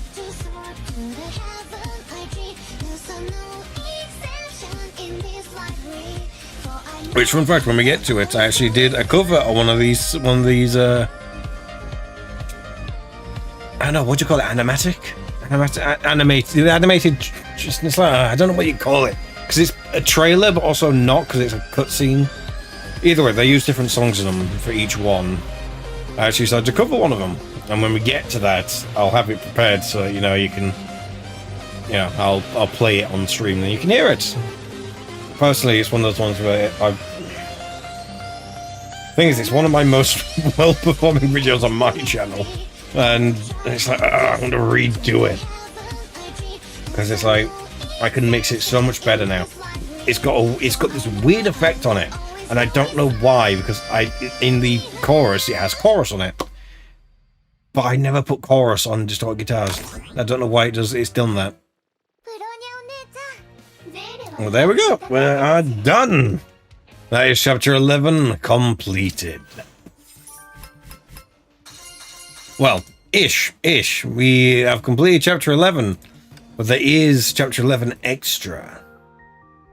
So there is this part here. And then we get to this part where, you know, we carry on. That's chapter 12. But there'll be... How big is this? You know what? We'll maybe have to... How long is this one? Okay, this one has this full story as well. I'm seeing so I can plan. Okay, that's not so bad. We'll maybe have to get both of those. I've said this before. We'll maybe have to get both of these in one thing of you know, the extra part of 11 and chapter 12. We may be able to get those into one thing. We will see. Like I said, I've said that before, and it's never gone well. So we'll see. We'll see. Who knows? Maybe this time it'll work. Maybe I should have to do some planning and time how long it takes me to do both those chapters if I did a run through. That might be a good thing to do. But that's things for me to deal with in the future. Nonetheless, I do thank you so much for coming and watching. Hang on, I need to reset overlays because they're being a pain. There we go. And we got music again. There we go. Yes, thank you so much for watching. I hope you've enjoyed. Also, we're going to continue with our playthrough of Honkai Impact. I very much love this game. And we're still very much at the start of it. Because keep in mind, we're still in part 1. There's then part 1.5. And then part 2. Or is 1.5 just part of part 1? Actually, I'll quickly check. No, it is its own separate thing. So, yeah, we're still in part 1. We've got loads to go. Part 2 is obviously what's coming out right now. But, yeah. And I think I remember rightly, they've pretty much thingied it out as like a 3-act structure. So there's going to be... There's part 1. There's part 1.5, which is basically the ending of part 1. The epilogue of part 1. Then you've got part 2. Then maybe be an epilogue of part 2. Then you get part 3 and maybe an epilogue of part 3 to round things out. That's how things are going. They've actually got... They've been doing this for a while. They've got a good story laid out for this. So, yeah, we'll see how things go. Oh. Yeah. Yes, we're going to end things here, and I'll see you next time. Until then, goodbye.